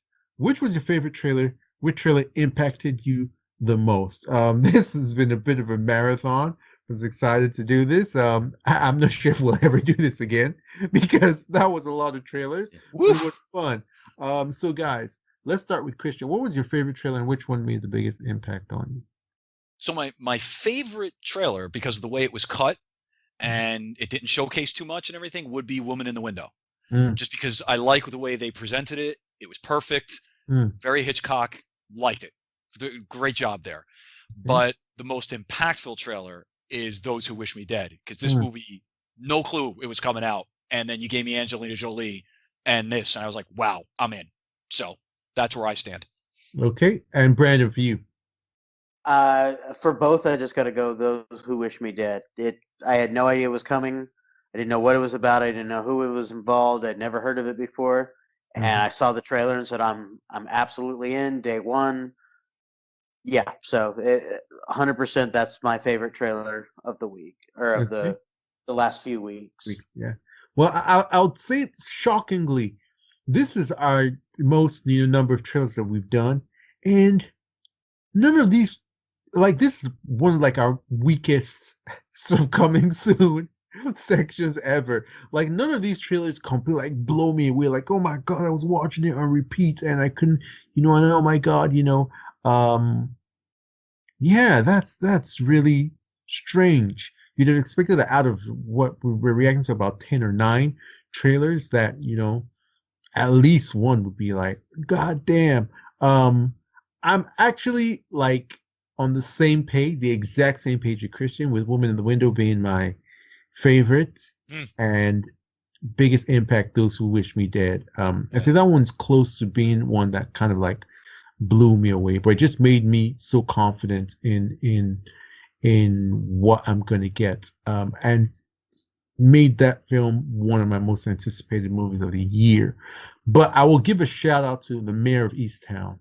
I know that that's going to shock Christian because he's like, "What did you see in that? Like, what are you smoking?" You love it.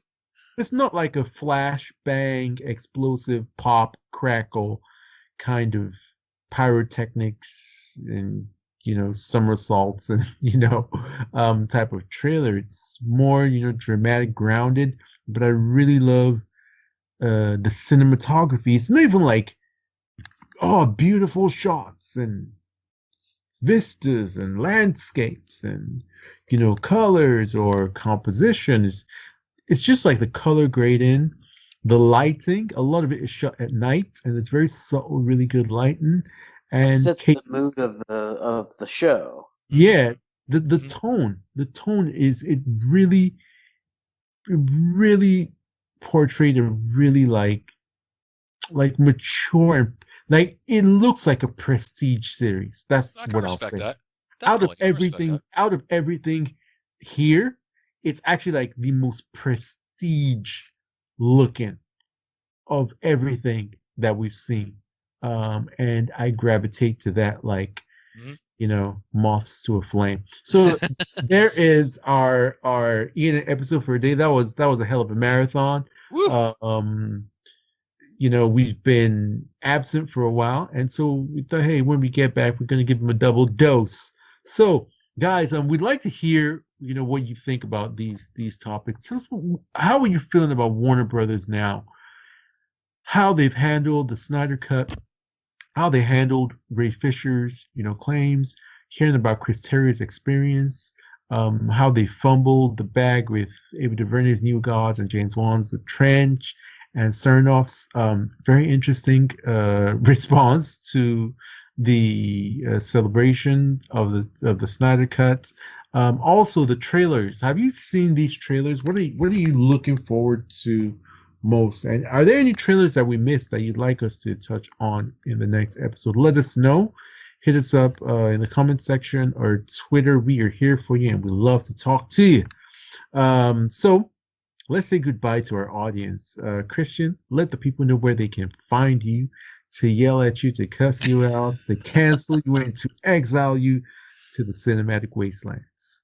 I can take it. It's okay. Go for it. But it was good to be back and get this episode in, guys. You can hit me on Twitter and Instagram. I'm at the same place, chart6363. Very cool. And Brandon, aka Kansas City Mafia. I would advise people not to disrespect you too much because you're like Joe Pesci. It's funny until it's not, and they're dead. But where can the people find you to talk to you? You can find me shit talking Melissa McCarthy and Joss Whedon on Twitter at _meatball_84. Fuck Melissa McCarthy. Oh my god. Tell us how you really feel, man. Don't hold back. Dude. It's unhealthy to hold back. It's all fun and games until we have the opportunity to interview Melissa McCarthy.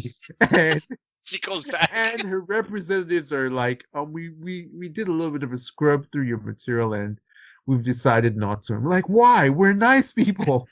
That's a risk I'm willing to take. Okay. I think I'd be doing us all a favor at that point. All right. Well, I have been yours truly, Lupe. You can find me on Twitter at LiveLoveLupe. You can also find me on Vero at LiveLoveLupe. We have been yours truly, The Film Exiles. You can find us on Twitter at The Film Exiles. Also on the Vero social media app at The Film Exiles. Thank you very much for listening. Remember, wherever you go, whatever you do, stay safe and stay in.